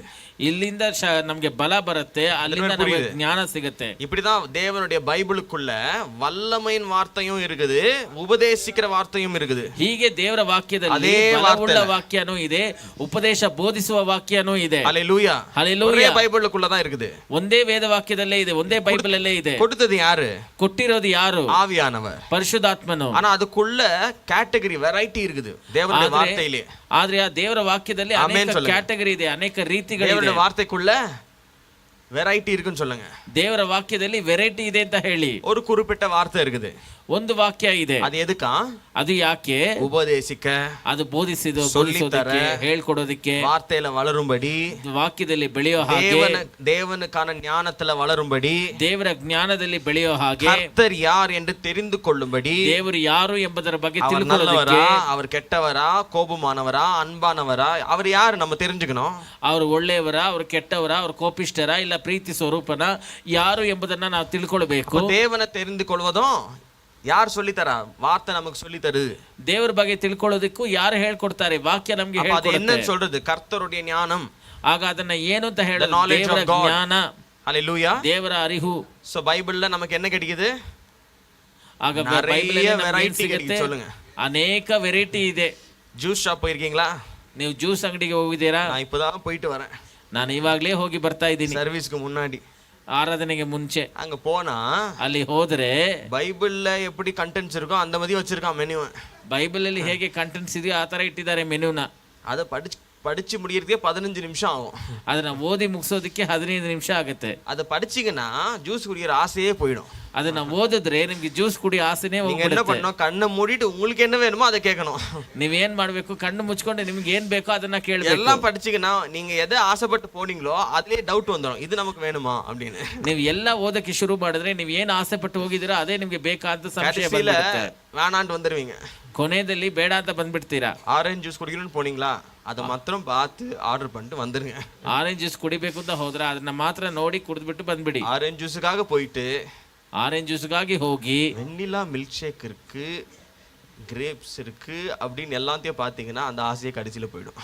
ವೆನಿಲಾ ಮಿಲ್ಕ್ ಶೇಕ್ ಇದೆ, ಗ್ರೇಪ್ಸ್ ಇದೆ, ಎಲ್ಲ Hallelujah. ನೋಡ್ತಾ ಇದ್ರೆ ಆಸೆನೇ பாருங்க, ಹೋಗ್ಬಿಡುತ್ತೆ. அந்த மெனு மாதிரி ಆ ಮೆನು ತರ இந்த பைபிள்ல என்னெல்லாம் இருக்குன்னே தனி மெனு ஒன்று இருக்குது. ಈ ವೇದ ಪುಸ್ತಕದಲ್ಲಿ ಏನೆಲ್ಲ ಇದೆ ಎಂಬುದಾಗಿನೇ ಒಂದು ತನಿ ಒಂದು ಮೆನು ಇದೆ. இப்போ உங்க பார்வைக்கு 2 காட்டுனேன். ಈಗ ನೀವು ನೋಡೋ ರೀತಿಯಲ್ಲಿ 2 ತೋರಿಸಿದ್ದೇನೆ. எபிரேயர் 1:3 என்ன சொல்லுது? ಎಬ್ರಿಯ 1:3 ಏನು இந்த ಹೇಳುತ್ತೆ? உலக அண்ட சராசரத்தை தாங்கக்கூடியதான வல்லமையின் வார்த்தை ஒன்று இருக்குது. ಈ ಲೋಕ ಹಿಡಿಯನ್ನು ತನ್ನ ಹಿಡಿತದಲ್ಲಿ ಹಿಡುವ ಒಂದು ಬಲವುಳ್ಳ ವಾಕ್ಯ ಇದೆ. உங்க வாழ்க்கையில அற்புதங்கள் நடக்கணுமா? ನಿಮ್ಮ ಜೀವನದಲ್ಲಿ ಅದ್ಭುತ ನಡಿಬೇಕಾ? வாழ்க்கை தரம் மாறணுமா? ನಿಮ್ಮ ಜೀವನದ ಒಂದು ಶೈಲಿ ಬದಲಾವಣೆ குறிப்பிட்ட ಆಗಬೇಕಾ? அற்புதங்கள் நடக்கணுமா? ನಿಮಗೆ ಒಂದು ಅದ್ಭುತ ನಡಿಬೇಕಾ? வானங்கள் திறக்கணுமா? ಆಕಾಶ ತೆರೆಯಲ್ಪಡಬೇಕಾ? உயர்வுகளுக்கு வரணுமா? ಉನ್ನತ ಸ್ಥಾನಗಳು ಬರಬೇಕಾ? பலன் அடையணுமா? ಬಲ ಹೊಂದಬೇಕಾ? இந்த பவர்ஃபுல் வேர்ட், பவர் வேர்ட், அதாவது வல்லமையான வார்த்தை என்று பைபிள் முழுவதும் இருக்குது. அந்த வார்த்தைகளை எடுத்து அதை தியானித்து அதை யூஸ் பண்ணி அதன் பிரகாரம் நீங்க நடக்கும்போது தேவனுடைய வல்லமை கிரியை செய்வது பார்ப்பீங்க. ಆ ಬಲವುಳ್ಳ ವಾಕ್ಯ ಎಂಬುದಾಗಿ ವೇದ ವಾಕ್ಯದಲ್ಲಿ ಇದೆ. ಆ ವಾಕ್ಯಗಳನ್ನ ಎತ್ತಿ ಅದನ್ನ ಧ್ಯಾನ ಮಾಡಿ ಅದ್ರ ಬಗ್ಗೆ ಅದರ ರೀತಿಯಲ್ಲಿ ನೀವು ನಡೆಯುವಾಗ ಆ ಬಲವುಳ್ಳ ವಾಕ್ಯಗಳು ನಿಮ್ಮ ಜೀವನದಲ್ಲಿ ಕೆಲಸ ಮಾಡೋದನ್ನ ನೀವು ನೋಡ್ತೀರಾ. ஹல்லேலூயா, ಹಲ್ಲೆಲೂಯಾ. சரி, இப்போ நீங்க நினைக்கலாம் அதெல்லாம் பரவாயில்ல, ஆனா எனக்கு கடவுள் பத்தி தெரிஞ்சுக்கணும். ಆದ್ರೆ ನೀವು ಯೋಚನೆ ಮಾಡಬಹುದು, ಅದೆಲ್ಲ ಪರವಾಗಿಲ್ಲ, ನನಗೆ ದೇವರ ಬಗ್ಗೆ ತಿಳ್ಕೊಬೇಕು, ದೇವ್ರು ಯಾರು, அவருக்கும் எனக்கும் என்ன சம்பந்தம், ಅವ್ರಿಗೂ ನನಗೂ ಏನು ಸಂಬಂಧ, அவர் என்னோட எஜமானனா, ಆತನು ನನ್ನ ಯಜಮಾನನ, என்னுடைய கடவுளா, ನನ್ನ ದೇವರ, என்னுடைய சித்தப்பாவா, ನನ್ನ ಚಿಕ್ಕಪ್ಪನ, அவர் எனக்கு யாரு, ಅವ್ರು ನನಗೆ ಯಾರು அப்படின்னு நீங்க தெரிஞ்சுக்கணும்னா ಹಾಗೆ ನೀವು ತಿಳ್ಕೊಳ್ಬೇಕು ಅಂದ್ರೆ தேவனுடைய ஞானம் அது உங்களுக்கு சொல்லி தரும். ದೇವರ ಜ್ಞಾನ ಅದು ನಿಮ್ಗೆ ಹೇಳ್ಕೊಡುತ್ತೆ. ஹல்லேலூயா, ಹಲ್ಲೆಲೂಯಾ. சீர்படுத்துகிற வசனங்கள் என்று ஒன்னு இருக்குது. ನಿಮ್ಮನ್ನ ತಿದ್ದುವ ವಾಕ್ಯ ಎಂಬುದಾಗಿ ಇದೆ. ஹல்லேலூயா, ಹಲ್ಲೆಲೂಯಾ. அந்த 2 திமோத்தி 3:16 மறுபடியும் படிக்கலாம், 17 படிக்கலாம். அவைகள் உபதேசத்துக்கும் கடிந்து கொள்ளுதலுக்கும் சீர்திருத்தலுக்கும் நீதியை படிப்பிக்குதலுக்கும் நீதியை படிப்பிக்குதலுக்கும் பிரயோஜனமுள்ளவைகளாய் இருக்கிறது. பாருங்க, 4 விஷயம் இந்த இடத்துல தெரிஞ்சுக்கிறோம். ஒண்ணா சொல்லுங்க. உபதேசத்துக்கும், உபதேசம்னா என்ன? டீச்சிங்ஸ், ಬೋಧಿಸುವುದು. அடுத்து கடிந்து கொள்ளுதல், கடிந்து கொள்ளுதல்னா என்ன? கரெக்ஷன், ತಿದ್ದುವುದು. மூணாவது சீர்திருத்தலுக்கும், சீர்திருத்தல்னா என்ன? யாருக்கு தெரியும்? இங்கிலீஷ் என்ன போட்டுருக்கு பார்க்கலாம். இன்ஸ்ட்ரக்ஷன். Price card. சீர்திருத்தல்னா இன்ஸ்ட்ரக்ஷன். நான் சொன்ன மாதிரி ரிமோட் வாங்கினேன், அதுக்கு ஒரு மேனுவல் இருக்கும்.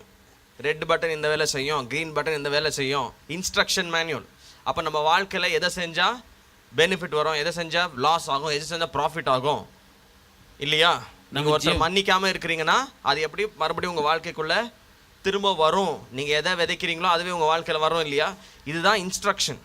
ಇದೇ ಇನ್ಸ್ಟ್ರಕ್ಷನ್. ನಾವು ಏನು ಮಾಡಬೇಕು, ಏನು ಮಾಡಬಾರ್ದು ಎಂಬುದನ್ನು ಹೇಳುವುದು ಇನ್ಸ್ಟ್ರಕ್ಷನ್. ஹல்லேலூயா, ಹಲ್ಲೆಲೂಯಾ. இந்த இன்ஸ்ட்ரக்ஷன்ஸ் இருக்குது. கடைசியா நீதியை படிப்பிக்குதலுக்கும் நீதியை சொல்லி தருது. எப்படி நீதிமான் ஆவது, ಹೇಗೆ ನೀತಿವಂತನಾಗಿರುವುದು, நீதியின் கிரியைகளை எப்படி வளருவது, ನೀತಿಯ ಕ್ರಿಯೆಗಳಲ್ಲಿ ಹೇಗೆ ಬೆಳೆಯುವುದು. ஹல்லேலூயா, ಹಲ್ಲೆಲೂಯಾ. பாருங்க, இந்த போர்ஷன்லயே நமக்கு 4 விஷயங்கள் பைபிளை குறித்து தேவனுடைய வார்த்தை குறித்து சொல்லுது. ನೋಡಿ, ಈ ಭಾಗದಲ್ಲಿ ನಮಗೆ 4 ವಿಷಯಗಳು ಬೈಬಲ್ ಬಗ್ಗೆ, ದೇವರ ವಾಕ್ಯದ ಬಗ್ಗೆ ಹೇಳುತ್ತದೆ. அப்போ பைபிளுக்குள்ள ಆಗ ಬೈಬಲ್ ಒಳಗಡೆ டாக்டரின் இருக்கு, ಉಪದೇಶ ಇದೆ. பைபிளுக்குள்ள ಬೈಬಲ್ ಒಳಗಡೆ கரெக்ஷன் வேர்ட் இருக்குது, ತಿದ್ದುವ ವಾಕ್ಯ ಇದೆ. பைபிளுக்குள்ள ಬೈಬಲ್ ಒಳಗಡೆ இன்ஸ்ட்ரக்ஷன் வேர்ட் இருக்குது, ನಮಗೆ ಇನ್ಸ್ಟ್ರಕ್ಷನ್ ಕೊಡುವ ವಾಕ್ಯ ಇದೆ. ಬೈಬಲ್ ಒಳಗಡೆ ரைச்சியஸ்னஸ் வேர்ட் இருக்குது, ನೀತಿಯ ವಾಕ್ಯವೂ ಇದೆ. இதெல்லாம் தனித்தனியா இருக்கும், நிறைய இடத்துல இருக்கும். ಇದೆಲ್ಲ ಅಲ್ಲಲ್ಲಿ ಇರುತ್ತೆ, ಅನೇಕ ಜಾಗದಲ್ಲಿ ಇರುತ್ತೆ. இது ஒவ்வொன்றும் நம்ம எடுத்து தெரிந்து கொண்டு அதில் நடக்கும்போது ಇದನ್ನ ಒಂದೊಂದಾಗಿ ನಾವು ನೋಡಿ ತಿಳ್ಕೊಂಡು ಅದರಲ್ಲಿ ನಡೆಯುವಾಗ நம்ம என்ன ஆகிறோம்? ನಾವು ಏನಾಗ್ತೀವಿ? கர்த்தருக்குள்ள வளருகிறோம், ನಾವು ದೇವರಲ್ಲಿ ಬೆಳಿತೀವಿ. ஹல்லேலூயா, ಹಲ್ಲೆಲೂಯಾ. எபிரேயர் 1:3 என்ன படிச்சோம்? ಎಬ್ರಿಯ 1:3 ನಾವು ಏನು ಓದಿದ್ದೇವೆ? வல்லமையின் வார்த்தை இருக்குது, ಬಲವುಳ್ಳ ವಾಕ್ಯ ಇದೆ. இப்போ நீங்க சமாதானமா இந்த 3 வந்து நம்ம தலைமையில நங்குன்னு விழாது அப்படின்னு கான்ஃபிடென்ட்டா எதுக்கு இருக்கிறீங்க? எப்படி இருக்கிறீங்க? எந்த கான்ஃபிடென்ட்ல? ಈಗ ನೀವು ಸಮಾಧಾನದಿಂದ ನಂಬಿಕೆಯಿಂದ ಈ ಚಂದ್ರನು ಬಂದು ನಮ್ಮ ತಲೆ ಮೇಲೆ ಬೀಳೋದಿಲ್ಲ ಎಂಬುದಾಗಿ ಎಂತ ನಂಬಿಕೆಲ್ಲ? ಧೈರ್ಯವಾಗಿದ್ದಲ್ಲ ಇದರೆಲ್ಲ ಯಾವ ನಂಬಿಕೆಯಲ್ಲಿ ಇದ್ದೀರಾ? வல்லமையின் வார்த்தை அதை பிடிச்சு வச்சிருக்கு. ಆ ಬಲವುಳ್ಳ ವಾಕ್ಯ ಅದನ್ನ ಹಿಡಿದು ಇಟ್ಟಿದೆ. ஹalleluya. ಹಲ್ಲೆಲೂಯಾ. புரியுது? ಎಷ್ಟು ಜನರಿಗೆ ಅರ್ಥ ಆಯ್ತು? வல்லமையின் வார்த்தை அண்ட சராசரத்தை பிடிச்சு வச்சிருக்கான். ಈ ಬಲವುಳ್ಳ ವಾಕ್ಯ ಈ ಸೂರ್ಯನನ್ನು ಚಂದ್ರನನ್ನು ನಕ್ಷತ್ರಗಳನ್ನು ಹಿಡಿದಿಟ್ಟಿದೆ. பாருங்க, இப்ப நம்ம என்ன ஜர்னி பண்ணிட்டு இருக்கிறோம்? இந்த தேவனுடைய பைபிள், இந்த வார்த்தைக்குள்ள என்னெல்லாம் இருக்குன்னு பார்த்துட்டு இருக்கோம். ಈಗ ನಾವು ಏನ್ ಪ್ರಯಾಣ ಮಾಡ್ತಾ ಇದೀವಿ? ಈ ದೇವರ ವಾಕ್ಯ ಈ ಬೈಬಲ್ ಅಲ್ಲಿ ಏನೆಲ್ಲ ಇದೆ ಎಂಬುದನ್ನ ನಾವು ನೋಡ್ತಾ ಇದ್ದೇವೆ. இந்த பைபிள்ல இன்னொரு காரியம் இருக்குது. ಈ ಬೈಬಲ್ ಅಲ್ಲಿ ಇನ್ನೊಂದು ವಿಷಯ ಇದೆ. அதுக்கு பேரு சத்தியம். ಅದರ ಹೆಸರು ಸತ್ಯ. ஹalleluya. ಹಲ್ಲೆಲೂಯಾ. சொல்லுங்க, சத்தியம். ಸತ್ಯ. சத்தியம். ಸತ್ಯ. ட்ரூத். ಸತ್ಯ. சத்தியம்னா என்ன? ಸತ್ಯ ಅಂದ್ರೆ ಏನು? தேவனுடைய வார்த்தை இல்ல கரெக்ட் தான். இது தோசையை திருப்பி போட்ட மாதிரி இருக்கு. தேவனுடைய வார்த்தை சத்தியம்னு சொல்றேன். சத்தியம்னா என்னன்னு கேக்குறேன். ದೇವರ ವಾಕ್ಯ ಸತ್ಯ ಅಂತ ಹೇಳ್ತೀನಿ, ಮತ್ತೆ ಸತ್ಯ ಅಂದ್ರೆ ಏನು ಅಂತ ಕೇಳ್ತೀನಿ. உண்மை. நிஜ. correct. உண்மைனா என்ன? ನಿಜ ಅಂದ್ರೆ ಏನು? பொய் இல்லாததுன்னா என்ன? ಸುಳ್ಳಿಲ್ಲದೆ ಇರೋದಂದ್ರೆ ಏನು? கமல்ஹாசன் மாதிரி நீ போயிட்டே இருக்க போது போல. சொல்லுங்க. ஒரிஜினல். ஒரிஜினல்னா என்ன? ಒರಿಜಿನಲ್. ಒರಿಜಿನಲ್ ಅಂದ್ರೆ ಏನು? சத்தியம். மறுபடியும் அங்கே வந்துடும். ಮತ್ತೆ ಸತ್ಯ ಅಲ್ಲೇ ಬಂದ್ಬಿಡ್ತೀವಿ. ஹalleluya. ட்ரூத். ಸತ್ಯ. சத்தியம். யோவான் 8:31-32 படிக்கலாம். ಯೋಹಾನ 8:31-32 ಓದೋಣ. இயேசு தம்மை விசுவாசித்த யூதர்களை நோக்கி, ம். நீங்கள் என் உபதேசத்தில் நிலைத்திருந்தால் மெய்யாகவே என் சீஷராயிருப்பீர்கள். ஹalleluya. சத்தியம். நீங்கள் என் உபதேசத்தில் என் நிலைத்திருந்தால் வார்த்தைக்குள்ள நீங்க நிலைத்திருந்தால் நிலைத்திருக்கிறீங்கன்னா அதன்படி வாழ்கிற மெய்யாகவே என் சீஷராயிருப்பீர்கள்.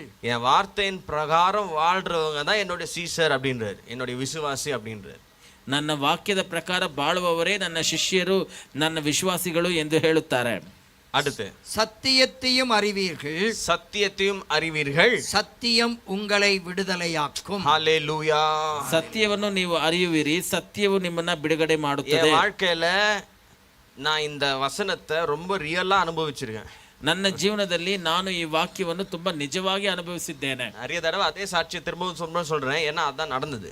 ಅನೇಕ ಸಾರಿ ಅದೇ ಸಾಕ್ಷಿಯನ್ನು ಮತ್ತೆ ಮತ್ತೆ ನಾನು ಹೇಳ್ತೇನೆ, ಯಾಕಂದ್ರೆ ಅದೇ ನಡೀತು. நிஜத்தை மாத்தி சொல்ல முடியாது இல்லையா? ನೋಡಿ, ನಿಜವಾದ ವಿಷಯವನ್ನು ನಾವು ಬದಲಾಯಿಸಿ ಹೇಳಕ್ಕಾಗಲ್ಲ ತಾನೆ. ஒருத்தர் பிளாக் ஷர்ட் போட்டு வந்திருக்காருன்னு வச்சுக்கோங்க. ಈಗ ಒಬ್ರು ಬ್ಲಾಕ್ ಶರ್ಟ್ ಹಾಕೊಂಡು ಬಂದಿದ್ದಾರೆ ಅಂತ ಇಟ್ಕೊಳ್ಳಿ. நிஜம் என்ன?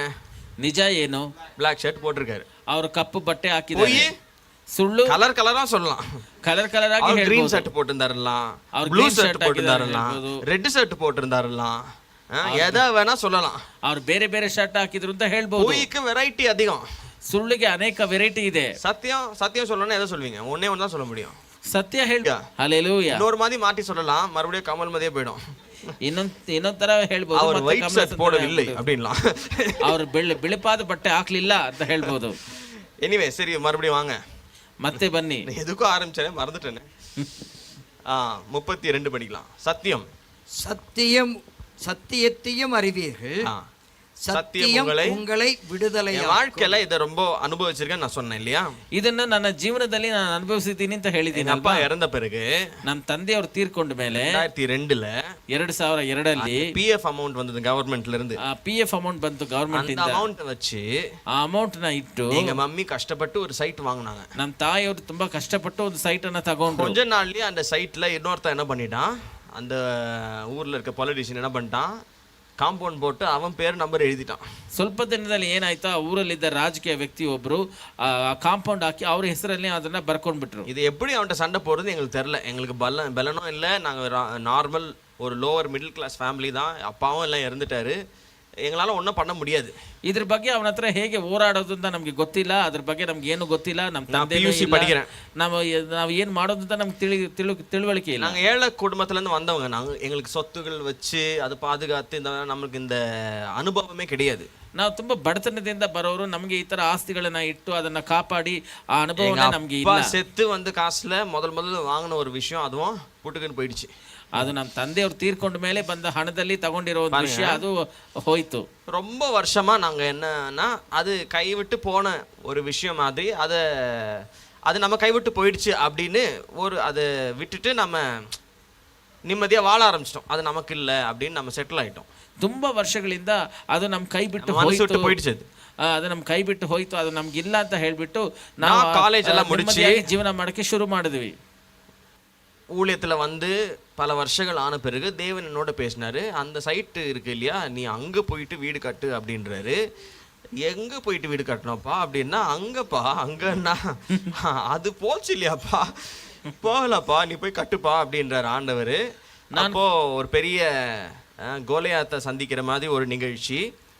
இந்த அந்த அந்த நாட்கள்ல நான் ரொம்ப பயந்துருந்தேன்.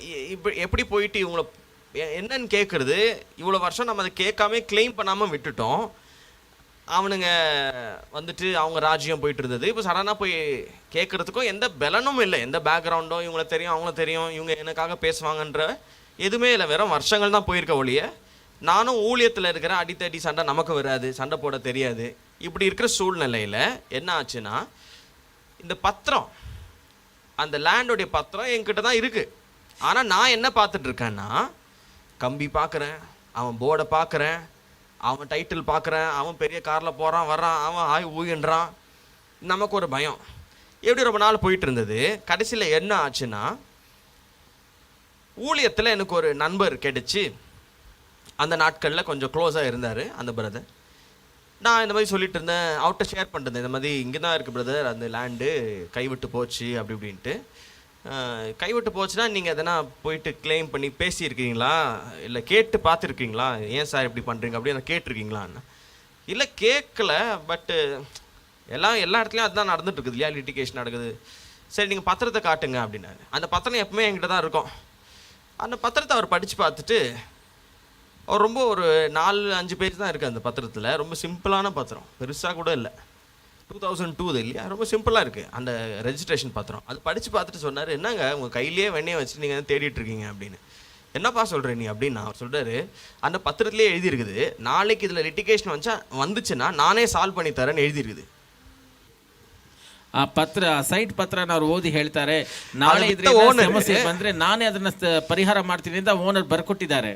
அந்த வித்த ஓனர் என்ன எழுதியிருக்காருன்னா, நாளைக்கு இதுல லிட்டிகேஷன் வந்துச்சுன்னா நானே நின்று சால்வ் பண்ணி தரேன்னு எழுதி கொடுத்திருக்காரு. ಆ ಮಾರಾಟ ಮಾಡಿರೋ ಓನರ್ ಏನ್ ಬರ್ದಿದ್ದಾರೆ ಅಂದ್ರೆ, ನಾಳೆ ಏನಾದ್ರು ತೊಂದರೆ ಆದ್ರೆ ನಾನೇ ಅದನ್ನ ನಿಮ್ಗೆ ಸರಿಪಡಿಸ್ತೀನಿ ಅಂತ ಬರೆದು ಕೊಟ್ಟಿದ್ದಾರೆ. பல வருஷமா நாம அதை படிக்கல, ಆದ್ರೆ ಹಲವಾರು ವರ್ಷಗಳಿಂದ ನಾವು ಅದನ್ನ ಓದಲಿಲ್ಲ.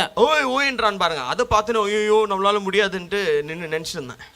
ಓಯ್ ಅಂತ ಕಿರ್ಚಾಡ್ತಾರೆ ನೋಡಿ, ಅದನ್ನ ನೋಡಿ ಅಯ್ಯೋ ನಮ್ಮಿಂದ ಆಗಲ್ಲ ಅಂತ ಹಾಗೆ ನಿಂತಿದ್ವಿ. நண்பர் சொல்றாரு, என்னங்க பச்சையா எழுதி இருக்குது வசனத்துல, பிரச்சனை வந்துச்சுன்னா அவன் நின்று சால்வ் பண்ணி தரணும்னு அவனே கைப்பட எழுதி கொடுத்துருக்கான், அவன் எப்படி பிரச்சனை பண்ண முடியும்? ಆದ್ರೆ ನಮ್ಮ ಸ್ನೇಹಿತರು ಹೇಳ್ತಾರೆ, ಇಲ್ಲಿ ಬರ್ದಿದ್ದಾರೆ, ಅವರೇ ಬರೆದು ಕೊಟ್ಟಿದ್ದಾರೆ, ಏನಾದ್ರು ತೊಂದರೆ ಆದ್ರೆ ನಾನೇ ಸರಿಪಡಿಸ್ತೀನಿ ಅಂತ. ಅವ್ರ ಹೇಗೆ ತೊಂದರೆ ಕೊಡಬಹುದು? என் நண்பர் சொன்னாரு, ಆಗ ನಮ್ಮ ಸ್ನೇಹಿತರು ಹೇಳಿದ್ರು, பொதுவா ரெஜிஸ்ட்ரேஷன் ஆகும்போது இப்படி எழுத மாட்டாங்க, ಯಾವಾಗ್ಲೂ ರಿಜಿಸ್ಟ್ರೇಷನ್ ಆಗುವಾಗ ಈ ತರ ಬರೆಯೋದಿಲ್ಲ. நீங்க ரொம்ப பிளஸ்ட் பிரதர், அவரே பிரச்சனை வந்துச்சா நாளைக்கு நானே நின்று சால்வ் பண்ணி தரேன்னு எழுதி கொடுத்தாரு, உங்களுக்கு என்ன வேணும்? ನೀವು ತುಂಬಾ ಆಶೀರ್ವಾದಿಸಲ್ಪಟ್ಟವರು, ಅವರೇ ಬರೆದು ಕೊಟ್ಟಿದ್ದಾರೆ, ನಾಳೆನ ತೊಂದರೆ ಬಂದ್ರೆ ನಾನೇ ಅದನ್ನ ಸರಿಪಡಿಸ್ತೀನಿ ಅಂತ ಬರೆದು ಕೊಟ್ಟಿದ್ದಾರಲ್ಲ. நான் சொன்னேன், ನಾನು ಹೇಳಿದೆ, எல்லா பத்திரத்திலயும் சும்மா அப்படிதானே எழுதி இருக்கோம். ನಾನು ಹೇಳಿದೆ, ಎಲ್ಲಾ ಪತ್ರದಲ್ಲೂ ಸುಮ್ಮನೆ ಆತರ ಬರ್ದಿರ್ತಾರೆ ತಾನೆ. அவர் சொன்னாரு, ಅವ್ರು ಹೇಳಿದ್ರು, எழுதி இருந்துச்சுன்னா அது கோர்ட்ல செல்லும், ಆ ತರ ಬರ್ದಿದ್ರೆ ಅದು ಕೋರ್ಟ್ ಅಲ್ಲಿ ಅದಕ್ಕೆ ವ್ಯಾಲ್ಯೂ ಇದೆ. நீங்க பத்திரத்துல எழுதுறதை நம்பாம வாயில சொல்ற மிரட்டலுக்கு ஏன் பயந்து இருக்கீங்க? ನೀವು ಪತ್ರದಲ್ಲಿ ಬರೆದಿರೋದ್ರ ಮೇಲೆ ನಂಬಿಕೆ ಇಡದೆ ಬಾಯಿ ಮಾತಿಗೆ ಯಾಕೆ ಭಯ ಪಡ್ತೀರಾ? இன்னைக்கு 13 வருஷமா அந்த நிலத்துல வீடு கட்டி நான் வாழ்ந்துட்டு இருக்கேன். ಇವತ್ತು 13 ವರ್ಷದಿಂದ ಆ ಸೈಟ್ ಅಲ್ಲಿ ಮನೆ ಕಟ್ಟಿ ಅಲ್ಲಿ ನಾನು ಜೀವನ ಮಾಡ್ತಾ ಇದ್ದೀನಿ. தெரியுமா ಯಾಕೆ ಗೊತ್ತಾ? சத்தியத்தை அறியும் போது உங்களுக்கு என்ன கிடைக்குது? விடுதலை கிடைக்குது. ಸತ್ಯವನ್ನ ನೀವು ತಿಳ್ಕೊಳ್ಳುವಾಗ ಏನು ನಿಮ್ಗೆ ಸಿಗತ್ತೆ? ಬಿಡುಗಡೆ ಸಿಗತ್ತೆ. அந்த பத்திரத்திலே எழுதி இருக்குது, ಆ ಪತ್ರದಲ್ಲೇ ಬರೆದಿದೆ. இந்த சைட்டை நான் உங்களுக்கு விற்கிறேன், நாளைக்கு இதுல இருந்து ஒரு பிரச்சனை வந்துச்சுன்னா நானே நின்று சால்வ் பண்ணி தரேன். ಈ ಸೈಟನ್ನ ನಾನು ನಿಮ್ಗೆ ಮಾರ್ತಾ ಇದ್ದೀನಿ, ನಾಳೆ ಏನಾದರೂ ತೊಂದರೆ ಆಯ್ತು ಅಂದ್ರೆ ನಾನೇ ನಿಂತು ನಿಮ್ಗೆ ಅದಕ್ಕೆ ಪರಿಹಾರ ಮಾಡ್ತೀನಿ. அல்லேலூயா. ஹல்லேலூயா. அப்படி எழுதி இருக்குன்னு சரியா படிக்காம அறியாமையில குருட்டுத்தனமா ஜனங்க சொல்ற அந்த ரூமர்ஸை நம்பிக்கிட்டு பயந்துட்டு சுத்திட்டு இருந்தோம். ಆದರೆ ಆ ಥರ ಬರೆದಿದೆ ಎಂಬುದನ್ನು ಸರಿಯಾಗಿ ಓದಿ ನೋಡದೆ ಅದ್ರ ಬಗ್ಗೆ ಒಂದು ತಿಳುವಳಿಕೆ ಇಲ್ಲದೆ ಜನರು ಹೇಳೋ ಮಾತುಗಳನ್ನ ಕೇಳ್ಕೊಂಡು ಹಾಗೆ ಭಯಪಟ್ಟು ಕೂತಿದ್ವಿ. ஹல்லேலூயா. ಹಲ್ಲೇಲೂಯಾ. அவருக்கு அதை படிச்சு காட்டும். ஏன்னா அந்த ஓனரே தான் பிரச்சனை கொடுத்துட்டு இருக்காரு எங்களுக்கு. ಯಾಕಂದ್ರೆ ಓನರೇ ನಮಗೆ ತೊಂದರೆ ಕೊಡ್ತಾ ಇದ್ದಾರೆ. அவர்கிட்ட அதை படிச்சு காட்டணும்னா பப்பான்னு ஆயிட்டாரு. ಅವ್ರ ಹತ್ರ ಅದನ್ನ ಓದಿ ತೋರಿಸಿದ ಮೇಲೆ ಅವ್ರಿಗೆ ತುಂಬಾ ಭಯ ಆಗ್ಬಿಡ್ತು. ஊன்ட்டாரு. என்னங்க ஆவுன்றீங்க, நீங்க தான் நாளைக்கு பிரச்சனை ஆச்சு நின்று சால்வ் பண்றீங்க, நீங்களே வந்து பிரச்சனை கொடுக்குறீங்களே, உங்களால எப்படி நீங்க இல்ல சரி நீங்க ஓகேப்பா நீ கட்டிக்கப்பா அப்படின்ட்டாரு. ನೀವು ಅಂತೀರಾ, ನಾಳೆನ ತೊಂದರೆ ಆದ್ರೆ ನಾನೇ ಸರಿಪಡಿಸ್ತೀನಿ ಅಂತ ಬರೆದು ಕೊಟ್ಟಿದ್ದಿಲ್ಲ, ಹಾ ಸರಿಯಪ್ಪ ನೀನೇ ಕಟ್ಕೊಂಡ್ಬಿಟ್ರು. அதுக்கப்புறம் வேற ரூட்ல போனாங்க.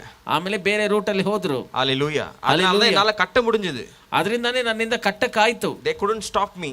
ನನ್ನನ್ನು ಅವರು ತಡೆದು ನಿಲ್ಸಕ್ಕಾಗ್ಲಿಲ್ಲ. நான் ஜனங்களை கொண்டு வந்து ஆர்கிடெக்டை கொண்டு வந்து இன்ஜினியர் கொண்டு வந்து கட்ட ஆரம்பிச்சிட்டேன். அவங்களால ஒன்றும் பண்ண முடியல. ನಾನು ಜನರನ್ನ ಕರ್ಕೊಂಡ್ಬಂದು ಆರ್ಕಿಟೆಕ್ಟ್ನ ಕರ್ಕೊಂಡ್ಬಂದು ಕಟ್ಟಕ್ಕೆ ಶುರು ಮಾಡಿಬಿಟ್ಟೆ. ಅವರಿಂದ ಏನು ಮಾಡಕ್ಕಾಗಲಿಲ್ಲ. அதுக்கப்புறம் அவன் மூளையை கசக்கி ஏதோ ஒரு கேஸ் பண்ணி கொண்டு வந்தான், அதுவும் ஆண்டவர் கழுவி விட்டுட்டாரு. ಆಮೇಲೆ ಏನೋ ಪ್ರಯತ್ನ ಪಟ್ಟು ಅವರು ಕೇಸ್ ಹಾಕಿದ್ರು, ಅದು பட்ஜெட்ல தண்ணி ஊத்துற மாதிரி அது மேல ஊத்தி விட்டாரு கோர்ட்ல. ஒண்ணும் இல்லாம ஆயிடுச்சு அந்த கேஸ். ಏನು ಕೇಸು. ஹல்லேலூயா. ಹಲ್ಲೇಲೂಯಾ. ஏன்னா சத்தியத்தை அறியும் போது உங்களுக்கு என்ன கிடைக்குது? விடுதலை கிடைக்குது. ಯಾಕಂದ್ರೆ ಸತ್ಯವನ್ನ ತಿಳ್ಕೊಳ್ಳುವಾಗ ಏನ್ ಸಿಗುತ್ತೆ? ನಿಮ್ಗೆ ಬಿಡುಗಡೆ ಸಿಗುತ್ತೆ. வாழ்க்கையில நீங்க கட்டப்பட்டிருக்கிறீங்களா? ನಿಮ್ಮ ಜೀವನದಲ್ಲಿ ನೀವು ಕಟ್ಟಲ್ಪಟ್ಟಿದ್ದೀರಾ? வார்த்தைக்குள்ள இருக்க சத்தியங்கள் உங்களுக்கு தெரியலன்னு அர்த்தம். ವಾಕ್ಯದಲ್ಲಿ ಇರುವ ಸತ್ಯ ನಿಮ್ಗೆ ಗೊತ್ತಿಲ್ಲ ಅಂತ ಅರ್ಥ. ப்ராஃபட் 25,000க்கு மேல என் சம்பளம் போவாதா? ಪ್ರವಾದಿ ಅವರೇ, 25,000ಕ್ಕೆ ಮೇಲೆ ನನ್ನ ಸಂಬಳ ಹೋಗೋದೇ ಇಲ್ವಾ? சத்தியத்தை அறிவீர்கள், சத்தியம் உங்களை விடுதலை ஆக்கும். ಸತ್ಯವನ್ನ ನೀವು ತಿಳ್ಕೊಳ್ತೀರಾ, ಸತ್ಯವು ನಿಮ್ಮನ್ನ ಬಿಡುಗಡೆ ಮಾಡುತ್ತದೆ. தரித்திரத்துல மாட்டின்னு இருக்கிறீங்களா? ಬಡತನದಲ್ಲಿ ಸಿಕ್ಕಾಕೊಂಡಿದ್ದೀರಾ? எதை உங்களை விடுதலை பண்ணும்? ಯಾವುದು ನಿಮ್ಮನ್ನ ಬಿಡುಗಡೆ ಮಾಡುತ್ತೆ? கடன் அல்ல, ಸಾಲ ಇಲ್ಲ, 4 பேர்ட்ட கேக்குறது இல்ல, 4 ಜನರ ಹತ್ರ ಕೇಳೋದಲ್ಲ. சத்தியத்தை அறிவீர்கள், சத்தியம் உங்களை ಸತ್ಯವನ್ನು ತಿಳ್ಕೊಳ್ತೀರಾ, ಸತ್ಯವು ನಿಮ್ಮನ್ನ ಬಿಡುಗಡೆ ಮಾಡುತ್ತೆ. ஹல்லேலூயா. ಹಲ್ಲೇಲೂಯಾ. குடும்பத்துல சண்டையா? ಕುಟುಂಬದಲ್ಲಿ ಜಗಳನ எப்படி சால்வ் பண்றது தெரியலையே, ಹೇಗೆ ಇದಕ್ಕೆ ಪರಿಹಾರ ದೊರಕೋದು சத்தியத்தை ಗೊತ್ತಿಲ್ಲ. அறிவீர்கள், ಸತ್ಯವನ್ನ ತಿಳ್ಕೊಳ್ತೀರಾ. ஆமென். ಆಮೇನ್. அப்போ நம்ம வாழ்க்கைக்கு எல்லா விதமான உபதேசங்களும் திருத்துதலும் சத்தியமும் ஞானமும் எங்க இருக்குது? ಹಾಗೆ ನಮ್ಮ ಜೀವನಕ್ಕೆ ಬೇಕಾಗಿರುವ ಎಲ್ಲ ಉಪದೇಶಗಳು, ಎಲ್ಲ ಜ್ಞಾನವು, ಎಲ್ಲ ತಿದ್ದುವಿಕೆಯು ಎಲ್ಲಿದೆ? ಈ ಬೈಬಲ್ ಎಲ್ಲಿದೆ. ஒரு பிசினஸ் நல்லா பண்ணுமா? ಒಂದು ವ್ಯಾಪಾರ சிறப்பாக வரணுமா? ಚೆನ್ನಾಗಿ ಬರಬೇಕು. ಅದಕ್ಕೆ ಜ್ಞಾನ ಎಲ್ಲಿದೆ? பைபிள்ல இருக்குது. ಬೈಬಲ್ ಎಲ್ಲಿದೆ. அப்ப தேவனுடைய வார்த்தையில அந்த நான் சொன்ன பாருங்க மெனு, அந்த ஜூஸ் ஷாப்ல இருக்கிற மாதிரி மெனு இருக்குது. அதாவது இந்த பைபிள்ல என்னெல்லாம் தேவன் நமக்கு கொடுக்கிறார். ಹಾಗಾದ್ರೆ ಈ ಬೈಬಲ್ ಅಲ್ಲಿ ದೇವರು ನಮಗೆ ಏನೆಲ್ಲ ಕೊಟ್ಟಿದ್ದಾರೆ? சத்தியம் இருக்குது, ಸತ್ಯ ಇದೆ, உபதேசம் இருக்குது, ಉಪದೇಶ ಇದೆ, சீர்திருத்தல் இருக்குது, ತಿದ್ದುವಿಕೆ ಇದೆ, ஹல்லேலூயா, ಹಲ್ಲೇಲೂಯಾ, வல்லமையின் வசனம் இருக்குது, ಬಲವುಳ್ಳ ವಾಕ್ಯ ಇದೆ.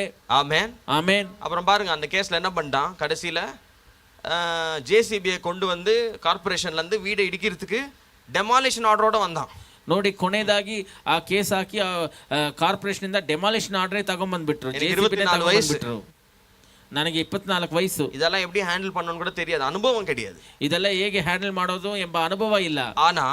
ಆದ್ರೆ அவருடைய வல்லமையின் வசனம் என் கையில இருந்தது. ಆತನ ಬಲವುಳ್ಳ ವಾಕ್ಯ ನನ್ನ ಕೈಯಲ್ಲಿತ್ತು. அதுக்கு நான் எடுத்த வசனம் என்ன தெரியுமா? ಅವತ್ತು ನಾನು ತಗೊಂಡ ವಾಕ್ಯ ಏನು ಗೊತ್ತಾ? ஒரு ஜேசிபி டெமாலிஷன் ஆர்டர் கார்ப்பரேஷன்ல இருந்து வந்து எங்க வீட்டை இடிக்க ரெடியா இருக்குது. ಒಂದು ಜೆಸಿಬಿ ಒಂದು ಡೆಮಾಲಿಷನ್ ಆರ್ಡರ್ ಸಮೇತ ಬಂದು ನಮ್ಮ ಮನೆಯನ್ನ ಕೆಡವಾಕೋದಕ್ಕೆ ರೆಡಿ ಆಗಿದೆ. கர்த்தருடைய கிருபைனால, ದೇವರ ಕೃಪೆಯಿಂದ இந்த பைபிள்ல வல்லமையின் வசனம் இருக்குது எனக்கு அறிந்திருந்தேன். ಈ ಬೈಬಲ್ ಅಲ್ಲಿ ದೇವರ ಬಲವುಳ್ಳ ವಾಕ್ಯ ಇದೆ ಎಂಬುದು ನನಗೆ ತಿಳಿದಿತ್ತು. இந்த காரியத்துக்கு வல்லமையின் வசனம் தான் கரெக்ட். ಈ ವಿಷಯಕ್ಕೆ ಬಲವುಳ್ಳ ವಾಕ್ಯನೇ ಸರಿ. அப்படி உள்ள ஒரு வல்லமையின் வசனம் தான் ಆತರ ಒಂದು ಬಲವುಳ್ಳ ವಾಕ್ಯನೇ ஏசாயா 54:17. ಏಷಾಯ 54:17. அதை எடுத்து படிச்சேன்.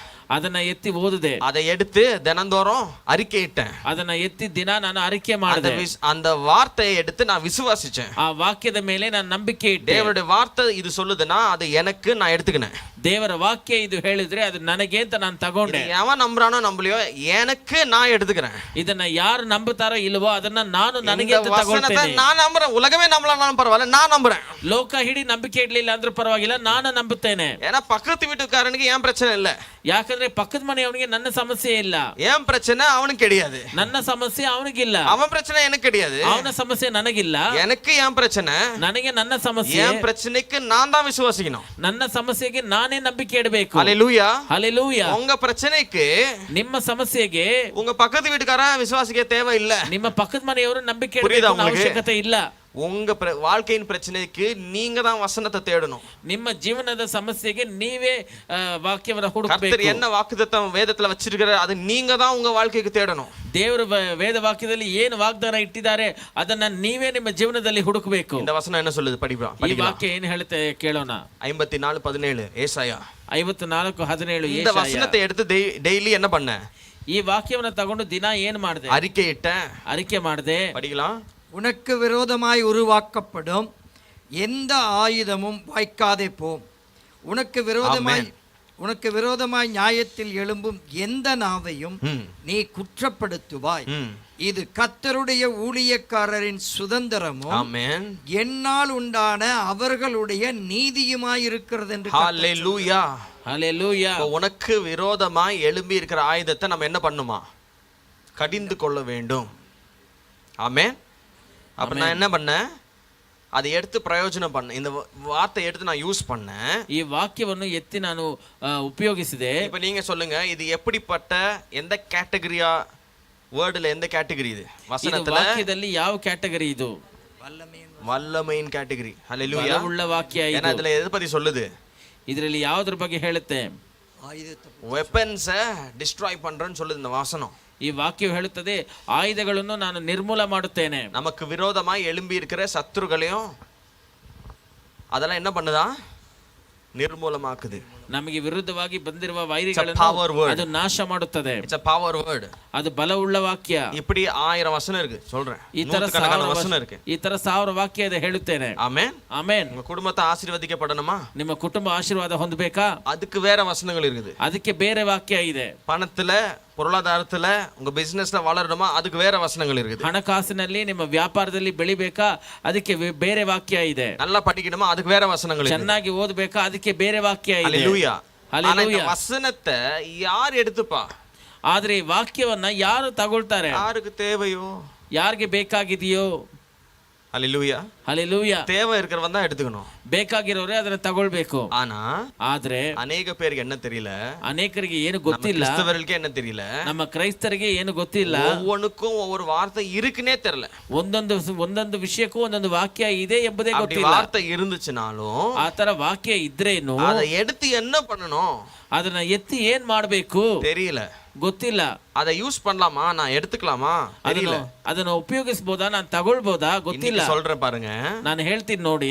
தேவன் இந்த வார்த்தையை நமக்கு கொடுத்திருக்கிறார். ದೇವರು ಈ ವಾಕ್ಯವನ್ನು ನಮಗೆ ಕೊಟ್ಟಿದ್ದಾರೆ. ஹல்லேலூயா. ஹல்லேலೂಯಾ. இவ்வளவு பேர் வந்திருக்கீங்க, ಇಷ್ಟು ಜನ ಬಂದಿದ್ದೀರಾ, இவ்வளவு சேர் இருக்கு, ಇಷ್ಟು ಚೇರ್ ಇದೆ, ಇಷ್ಟು நீங்க ಕುರ್ಚಿ உள்ள ಇದೆ. வந்துட்டு சந்தேகப்பட வருமா, இல்ல நான் உட்காரலாமா அப்படின்னு? ನೀವು ಒಳಗೆ ಬಂದು ಸಂಶಯ ಪಡ್ಬೋದಾ, ಇದ್ರಲ್ಲಿ ನಾನು ಕೂರ್ಬೋದಾ ಅಂತ? ஏங்க எனக்கா இவ்வளவு சேர் போட்டு வச்சிருக்காங்க, எனக்கு ஒரு சேர் போதாதா? ನನಗ ಇಷ್ಟು ಚೇರ್ ಹಾಕಿಟ್ಟಿದ್ದಾರೆ, ನನಗೊಂದು ಚೇರ್ ಸಾಕಾಗ. இது யாருக்கு? மக்களுக்கு. ಆಗ ಇದು ಯಾರಿಗೆ? ಜನರಿಗೆ. யார் வேணா உட்காரலாம், ಯಾರು ಬೇಕಾದ್ರೂ ಕೂರ್ಬೋದು. ஹல்லேலூயா. ಹಲ್ಲೇಲೂಯಾ. இந்த வசனம் கடவுளுக்கு வேணுமா இல்ல நமக்கு வேணுமா? ಈ ವಾಕ್ಯ ದೇವರಿಗೆ ಬೇಕಾ ನಮಗೆ ಬೇಕಾ? அவருக்கு ஏன் தேவை அவர் வசனம்? ಅವ್ರಿಗೆ ಯಾಕೆ ಬೇಕು ಅವ್ರ ವಾಕ್ಯ? ஹல்லேலூயா. ಹಲ್ಲೇಲೂಯಾ. நமக்கு தான் தேவை அவருடைய வசனம். ನಮಗೆ ಬೇಕಾಗಿದೆ ಆತನ ವಾಕ್ಯ. ஆமென். ಆಮೆನ್. கடவுள் அவரை காப்பாத்திக்கொள்ள உட்கார்ந்திருக்கிறாரா இல்ல நம்மள காப்பாத்த உட்கார்ந்திருக்கிறாரா? ದೇವರು ತನ್ನನ್ನ ಕಾಪಾಡೋಕೆ ಅಲ್ಲಿ ಕೂತಿದ್ದಾರೆ, ನಮ್ಮನ್ನ ಕಾಪಾಡೋಕೆ ಅವರು ಕೂತಿದ್ದಾರೆ. ஹாஸ்பிடல் கட்டினது யாருக்கு? ಹಾಸ್ಪಿಟಲ್ ಕಟ್ಟಿರೋದು ಯಾರಿಗೆ? டாக்டர்ஸ் எல்லாம் போய் வாழவா இல்ல? புரியுதா இல்லையா? ಡಾಕ್ಟರ್ಸ್ ಹೋಗಿ ಬದುಕೊಳ್ಳೋದಿಕ್ಕ ಇಲ್ಲ வியாதியஸ்தர்களுக்காக கட்டி வச்சிருக்காங்களா? ಇಲ್ಲ ಕಾಯಿಲೆ ಇರೋರ್ಗಾಗಿ ಕಟ್ಟಿ ಇಟ್ಟಿದ್ದಾರೆ. இல்ல டாக்டர்களுக்கு வாழ்றதுக்கு பங்களாவா அது? ಇಲ್ಲ ಡಾಕ್ಟರ್ ಜೀವನ ಮಾಡಕ್ಕೆ சொல்லுங்க. ಬಂಗ್ಲೆನಾ ಅದು? ஆஸ்பத்திரி யாருக்கு?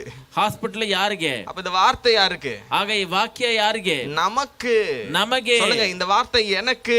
ಈ ವಾಕ್ಯ ನನಗೆ. என் வாழ்க்கை சீர்படுத்தணும்னு கொடுத்திருக்கிறாரு. ನನ್ನ ಬಾಳನ್ನ ಸರಿಪಡಿಸಕ್ಕೆ ಆಮೆನ್.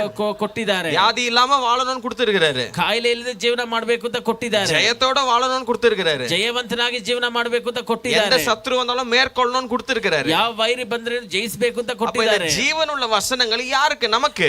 ಆಗ ಈ ಜೀವಂತವಾಗಿರುವ ವಾಕ್ಯ ಯಾರಿಗೆ? ನಮಗೆ. அப்ப இதே நம்ம யூஸ் பண்ணாம இருக்கிறோம். ಆಗ ಇದನ್ನ ಯಾಕೆ ನಾವು ಉಪಯೋಗಿಸ್ತಾ இந்த ಇದ್ದೇವೆ? வசனத்துல ஏன் வளராம இருக்கிறோம்? ಈ ವಾಕ್ಯದಲ್ಲಿ ಯಾಕೆ ಬೆಳೆದೇ ಇದ್ದೀವಿ? அறியாம. ತಿಳಿವಳಿಕೆ ಇಳಿದೇ ಇರೋದು. அறியாம இது. ತಿಳುವಳಿಕೆ ಇಳಿದೇ அது ಇರೋದು. நம்ம வேலை இல்ல. ಅದು ನಮ್ಮ ಕೆಲಸ ಇಲ್ಲ. அது பைபிள் காலேஜ்ல பாஸ்டர்ங்க படிப்பான். ಅದು ಬೈಬಲ್ ಕಾಲೇಜಲ್ಲಿ ಪಾಸ್ಟರ್ಗಳು ಓದ್ಕೊಳ್ತಾರೆ. அப்படி கிடையாதுங்க. ಇಲ್ಲ ರೀ, ಆತರ ಇಲ್ಲ ರೀ. இது நமக்கு கொடுத்திருக்கிற தேவ வார்த்தை. ಇದು ನಮಗೆ ಕೊಟ್ಟಿರುವ ದೇವರ ವಾಕ್ಯ. இது சரியா உங்களுக்கு போதிக்க நம்ம பைபிள் காலேஜ் போறோம். ಇದನ್ನ ನಿಮ್ಗೆ ಸರಿಯಾಗಿ ಬೋಧನೆ ಮಾಡೋದಕ್ಕೆ ನಾವು ಬೈಬಲ್ ಕಾಲೇಜಿಗೆ ஆனா ಹೋಗ್ತೀವಿ. இது உங்களுக்காக. ಆದ್ರೆ ಇದು ನಿಮಗಾಗಿ. ரெஸ்டாரண்ட் இருக்குது. எம்பயர் ரெஸ்டாரண்ட் போயிருக்கீங்களா? ರೆಸ್ಟೋರೆಂಟ್ ಇದೆ, ಎಂಪೈರ್ ರೆಸ್ಟೋರೆಂಟ್ ಗೆ ಹೋಗಿದ್ದೀರಾ? என்ன பிடிக்கும் உங்களுக்கு? ಅಲ್ಲಿ ಏನೇನು ನಿಮ್ಗೆ ಇಷ್ಟ ಆಗತ್ತೆ? ஜெபஸ் பிரியாணி, வேற கபாப், வேற கொத்து பரோட்டா, வேற பட்டர் சிக்கனா? Butter chicken. வேற சிக்கன் வறுவல் இல்லையா? இதெல்லாம் யாருக்கு வச்சிருக்காங்க? ಇದೆಲ್ಲ ಯಾರಿಗೆ ಇಟ್ಟಿದ್ದಾರೆ? நமக்கு வச்சிருக்காங்க. ನಮಗೆ ಇಟ್ಟಿದ್ದಾರೆ. அல்லேலூயா. ಹಲ್ಲೆಲೂಯಾ. நாம போய் ருசிச்சு சாப்பிட்டு ஆனந்தமா இருக்கணும், என்ஜாய் பண்ணணும். ನಾವು ಹೋಗಿ ರುಚಿಸಿ ತಿಂದು ಆನಂದವಾಗಿರ್ಬೇಕು, ನಮಗೆ. ಅದನ್ನ ಎಂಜಾಯ್ ಮಾಡಬೇಕು. ನಮಗೆ. ஹalleluya. ಹಲ್ಲೆಲೂಯಾ. நம்மளுடைய நல்வாழ்வுக்காக தேவன் வாக்குத்தத்தங்களை கொடுத்திருக்கிறார். ನಮ್ಮ ಒಳ್ಳೆಯ ಜೀವನಕ್ಕಾಗಿ ದೇವರು ವಾಗ್ದಾನಗಳನ್ನ ಕೊಟ್ಟಿದ್ದಾರೆ. இதை எடுத்து ருசிச்சு சாப்பிடுவது நம்மளோட கடமை. ಇದನ್ನ ಎತ್ತಿ ರುಚಿಸಿ ತಿನ್ನುವುದು ನಮ್ಮ ಕರ್ತವ್ಯ. இதை ருசிக்கணும், சாப்பிடணும், மகிழணும், 4 பேர் கொடுக்கணும். நீயும் சாப்பிடுப்பா, நல்லா ಇದನ್ನ இருக்கு. ರುಚಿಸಬೇಕು, ಇದನ್ನ ತಿನ್ಬೇಕು, ಆಮೆನ್. ಇದರಲ್ಲಿ ಬಾಳ್ಬೇಕು, 4 ಜನರಿಗೆ ಕೊಡಬೇಕು, ನೀನು ತಿನ್ನಪ್ಪ ಅಂತ ಹೇಳಿ.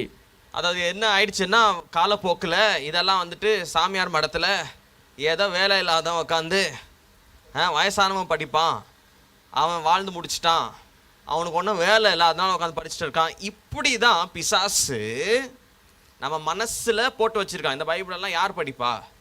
அது வேலை இல்லாத படிப்பான், எவனோ படிப்பான். இப்படி தான் பிசாசு தேவனுடைய வார்த்தை குறித்து நம்ம மனசில் ஒரு பின்பத்தை வைத்திருக்கிறான். இந்த பைபிள் வந்துட்டு யாரோ வயசானவன் அவன் காலத்தை முடிச்சு என்ன பண்ணோன்னு தெரியாமல் டைம் பாஸுக்கு படிச்சுட்டு இருக்கிற ஒரு மேட்ரு கிடையாது. நீங்களும் நானும் வெற்றியோட சுகத்தோட ஆசீர்வாதமா இந்த உலகத்தை எப்படி ஜெயிக்கணும் அப்படின்னு வாலிபர்களுக்கு கொடுத்த வசனம் இது. ನೋಡಿ, ಈ ವೇದ ವಾಕ್ಯವು ಯಾರೋ ವಯಸ್ಸಾದವರು ಅವ್ರಿಗೆ ಕೆಲಸ ಮುಗಿದ ಮೇಲೆ ಸುಮ್ಮನೆ ಕೂತ್ಕೊಂಡಿರಕ್ಕಾಗದಿರೋ ಓದ ಒಂದು ಪುಸ್ತಕ ಅಲ್ಲ ಇದು. ನಾವು ಜಯವಂತರಾಗಿ ಬಾಳೋದಕ್ಕೆ ಯೌವನಸ್ಥರಿಗೆ ಕೊಟ್ಟಿರುವ ವಾಕ್ಯ ಇದು. வாழ்றவங்களுக்கு தான் இந்த வசனம். ಇವಾಗ ಜೀವನ ಮಾಡೋರಿಗೆ ಈ ವಾಕ್ಯ. உனக்கு தான் ஜெயம் தேவை. வாழ்க்கை முடிச்சிட்டு எல்லாம் முடிச்சிட்டு உட்கார்ந்து இருக்கிறவனுக்கு இது தேவையில்லை. ஆக்சுவலா ನಿಮ್ಗೇನೆ ಜಯ ಬೇಕು. ಜೀವನ ಮುಗಿಸಿ ಎಲ್ಲ ಮುಗಿಸಿ ಕೂತಿರೋರಿಗೆ ಇದು ಬೇಕಾಗಿಲ್ಲ. ஆமென். கோலியாத்தை எப்படி மேற்கொள்ளணும்னு யார் வந்து மேற்கொண்டதுங்க? வாழ வேண்டிய பையன் 14 வயசு அவனுக்கு வரான். ಗೋಲಿಯತನ ಜಯಿಸಿದ್ದು ಯಾರು? ಒಂದು ಚಿಕ್ಕ ಹುಡುಗ, 16 ವಯಸ್ಸು ಹುಡುಗ. ஸோ இந்த பைபிள் தேவனுடைய வார்த்தை நமக்கு கிடைச்சிடக்கூடாதுன்னு 1400 வருஷம் பிசாசு இதை தடை பண்ணான்.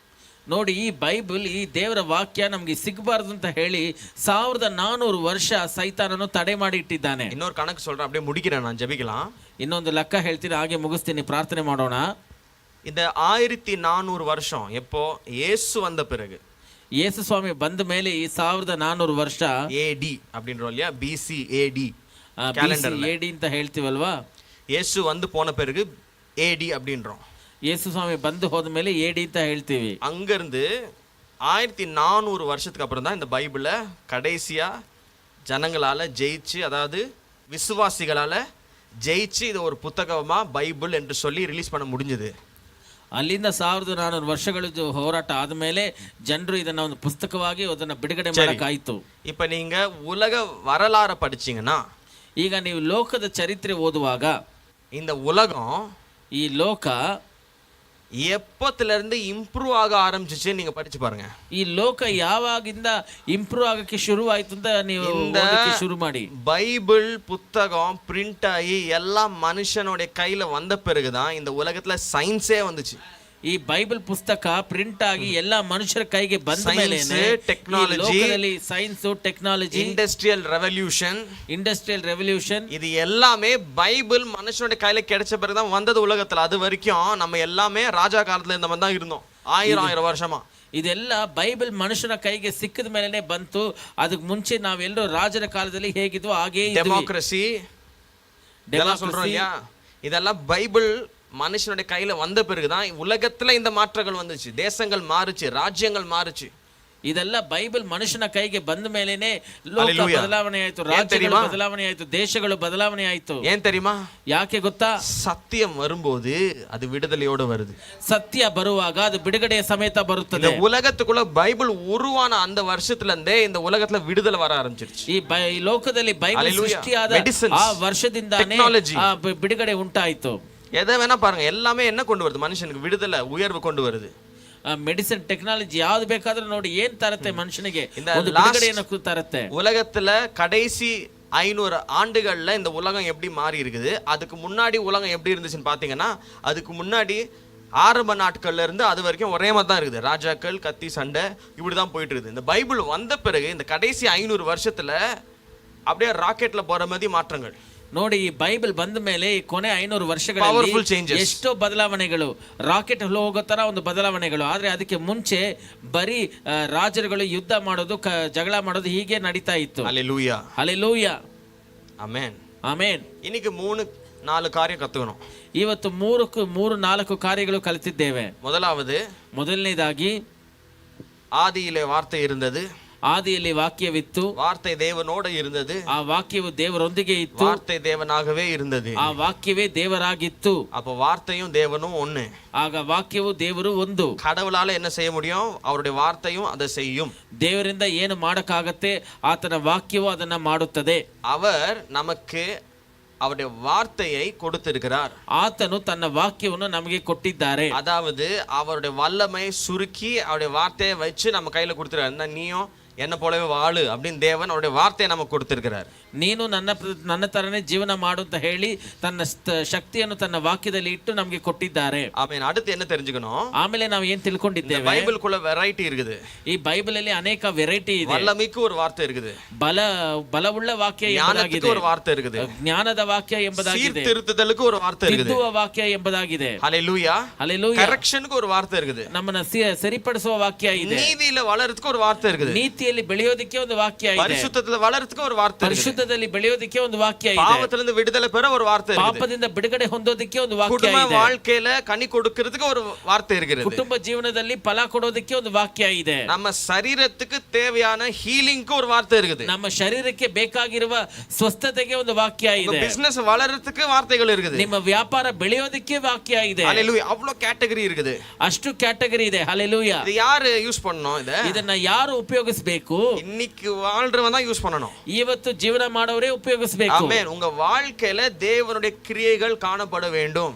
ನಿಮ್ಮ ಜೀವನದಲ್ಲಿ ದೇವರ ಕ್ರಿಯೆಗಳು ತೋರ್ಪಡಬೇಕು. உங்க வாழ்க்கையை பார்த்து, ನಿಮ್ಮ ಬಾಳನ್ನ ನೋಡಿ, வாவ், உங்களை மாதிரி நான் வாழணுங்க, ವಾವ್, ನಿಮ್ ತರ ನಾನ್ ಬಾಳ್ಬೇಕ್ರಿ, எப்படிங்க இந்த வீடு கட்டினீங்க, ಹೇಗೆ ರೀ ಮನೆ ಕಟ್ಟಿದ್ರಿ, எப்படிங்க இவ்வளவுலாம் நீங்க சொத்து எல்லாம் வச்சிருந்துமே, பணம் வச்சிருந்துமே நீங்க பாவமே பண்ணாம இருக்கிறீங்களே, ಹೇಗೆ ರೀ ಇಷ್ಟು ಹಣ ಇಟ್ಕೊಂಡು ಇಷ್ಟು ಆಸ್ತಿ ಇಟ್ಕೊಂಡು ನೀವು ಪಾಪನೇ ಮಾಡದೇ ಇದ್ದೀರಾ, இவ்வளவு அன்பா இருக்கிறீங்க, ಹೇಗೆ ಇಷ್ಟು ಪ್ರೀತಿಯಾಗಿದ್ದೀರಾ, உலகத்துல கொஞ்சம் பணம் இருந்தாலே வேற மாதிரி பிஹேவ் பண்றான், ಲೋಕದಲ್ಲಿ ಸ್ವಲ್ಪ ಹಣ ಇದ್ರೇನೆ ಬೇರೆ ತರ ನಡ್ಕೊಳ್ತಾರೆ, நீங்க இவ்வளவு பெரிய ஆளா இருந்துக்கு நீங்க இவ்வளவு ஹம்பிளா இருக்கிறீங்களே, ನೀವು ಇಷ್ಟು ದೊಡ್ಡವರಾಗಿದ್ಕೊಂಡು ಇಷ್ಟು ತಾಳ್ಮೆಯಿಂದ ಇದ್ದೀರಲ್ಲ. நம்ம வாழ்க்கையை பார்த்து பைபிளை தெரிஞ்சுக்கணும் ஜனங்க. ನಮ್ಮ ಬಾಳನ್ನ ನೋಡಿ ಜನರು ಬೈಬಲ್ ಬಗ್ಗೆ ತಿಳ್ಕೊಳ್ಬೇಕು. உங்க வாழ்க்கையை பார்த்து உங்களுடைய லைஃப் சீக்ரெட் என்னங்க, எனக்கும் தாங்க அப்படின்னு கேட்கும்போது, இந்தாப்பா பைபிள் வச்சுக்கோ நீங்க தரணும். ನಿಮ್ಮ ಬಾಳನ್ನ ನೋಡಿ ನಿಮ್ಮ ಬಾಳಿನ ರಹಸ್ಯ ಏನು ನಮಗೆ ಹೇಳಿತಾ வார்த்தைங்க ಬೈಬಲ್ ಅಂತ ಕೊಡಬೇಕು. ஹல்லேலூயா. இது வாழ்றவங்களுக்கு கொடுத்த வார்த்தைங்க.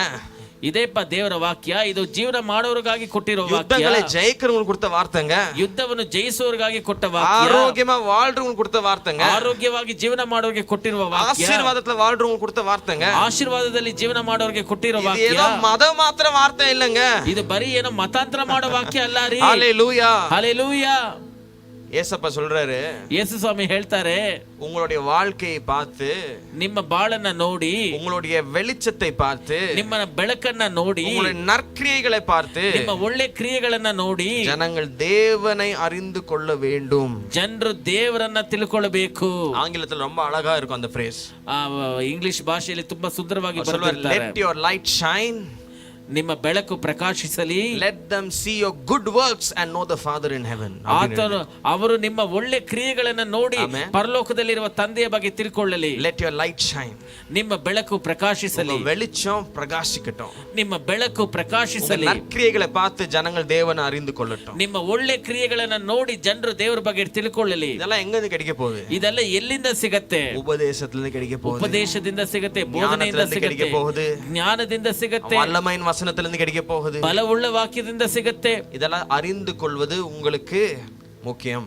ಇದೆಲ್ಲ ತಿಳ್ಕೊಳ್ಳೋದು ನಿಮಗೆ ತುಂಬಾ ಮುಖ್ಯ. இததான் நம்ம என்ன சொல்றோம்னா வார்த்தையிலே வளருவது. ಇದನ್ನೇ ನಾವು ಏನು ಹೇಳ್ತೀವಿ ಅಂದ್ರೆ ಆಮೆನ್ சொல்லுங்க. ವಾಕ್ಯದಲ್ಲಿ ಬೆಳೆಯುವುದು. வேற கதை தெரிஞ்சுக்கிறது இல்ல, ಬರೀ ಕಥೆಯನ್ನು ತಿಳ್ಕೊಳ್ಳೋದಲ್ಲ. ಯೇಸು ಗಲಿಲೇಯ போனாராம், ಯೇಸು ಗಲಿಲಿಯಾಗಿ ಹೋದ್ರಂತೆ, ಯೇಸು ಗಲಿಲೇಯಿಂದ ವಾಪಸ್ ಬಂದಾರಾம், ಯೇಸು ಗಲಿಲಿಯಿಂದ ಮತ್ತೆ ವಾಪಸ್ ಯೇಸು ಬಂದ್ರಂತೆ, மறுபடியும் கலிலேய போனாராம். ಯೇಸು ಮತ್ತೆ ಗಲಿಲಿಯಾಗಿ ಹೋದ್ರಂತೆ. இதனால உங்களுக்கு என்னங்க கிடைக்க போகுது? ಇದರಿಂದ ನಿಮ್ಗೆ ಏನ್ರಿ ಸಿಗತ್ತೆ? கோர்ட் ಕೇಸ್ என்ன ஆக போகுது? ನಿಮ್ ಕೋರ್ಟ್ ಕೇಸ್ ಏನಾಗೋದು? உங்களுக்கு சண்டை போடுறவன் என்ன பண்ண போறான்? ನಿಮ್ ಜೊತೆ ಜಗಳ ಮಾಡೋರು ಏನ್ ಮಾಡ್ತಾರೆ? ஹலோ, ஒன்னொன்னுக்கு ஒரு வசனம் இருக்குது. ಹಲೋ, ಒಂದೊಂದಿಗೆ ಒಂದು ವಾಕ್ಯ ಇದೆ, ஜீவனுள்ள வசனங்கள் இருக்குது, ಜೀವಂತವಾದ ವಾಕ್ಯ ಇದೆ, வல்லமையின் வசனங்கள் இருக்குது, ಬಲವುಳ್ಳ ವಾಕ್ಯ ಇದೆ. உங்க வீட்ல இன்னைக்கு சண்டையா? அதுக்கு வேற வசனம் இருக்குது. ಇವತ್ತು ನಿಮ್ ಮನೆಯಲ್ಲಿ ಜಗಳನ, ಅದಕ್ಕೆ ಬೇರೆ ವಾಕ್ಯ அந்த ಇದೆ. வசனங்கள் நம்ம தேடணும், ಆ ವಾಕ್ಯನ ನಾವು ಹುಡುಕ್ಬೇಕು, அதை நீங்க எடுத்துக்கணும். ಅದನ್ನ ನೀವು ತಗೊಳ್ಬೇಕು. ஆமென்.